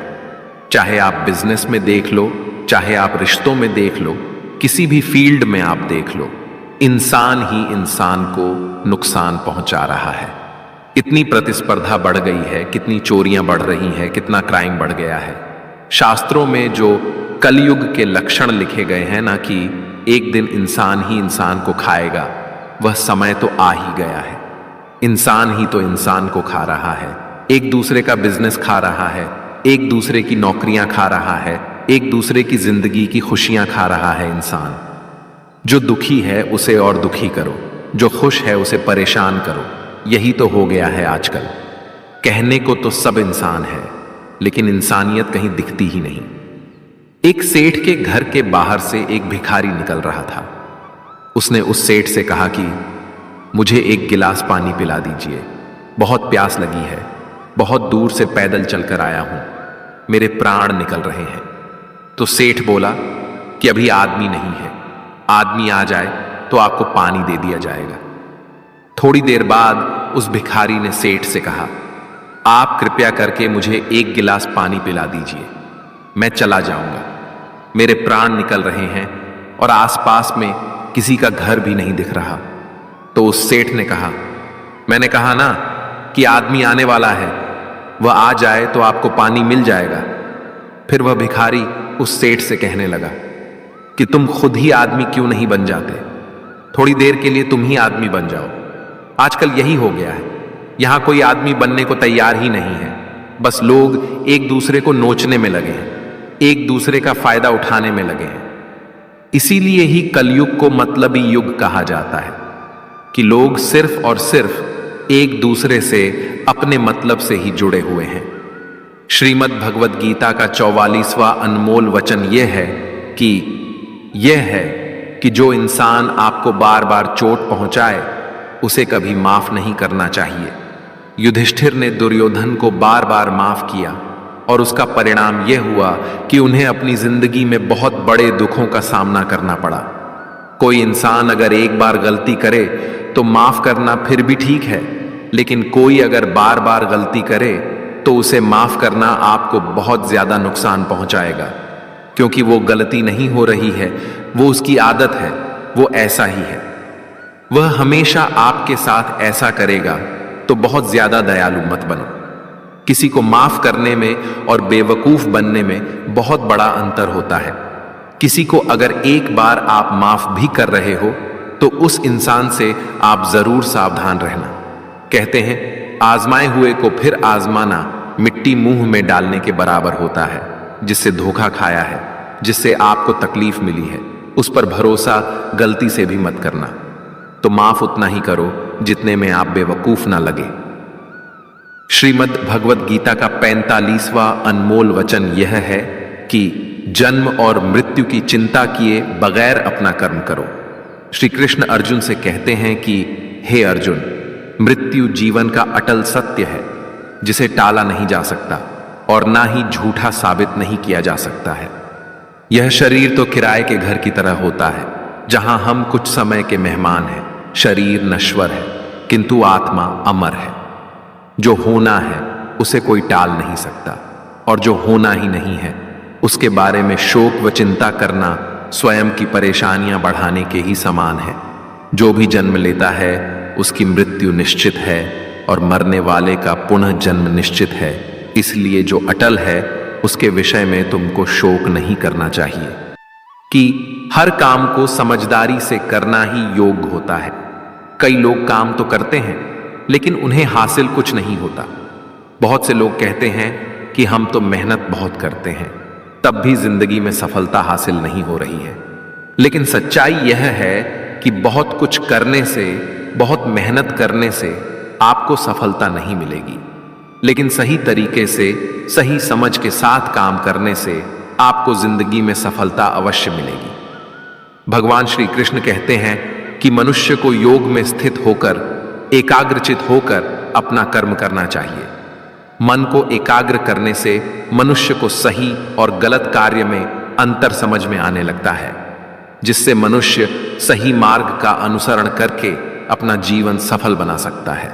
श्रीमद् भगवद गीता का 60वां अनमोल वचन यह है कि भगवान श्री कृष्ण यह कहते हैं कि जो लोग उनकी इन दिव्य शिक्षाओं पर विश्वास नहीं करते, वे इस संसार के सुख दुख के चक्र से कभी मुक्त नहीं हो पाते। ऐसे लोगों की जीवन यात्रा कुछ समय के लिए खुशी से भरी हो सकती है, लेकिन फिर अचानक कोई दुख आकर उन्हें तोड़ देता है।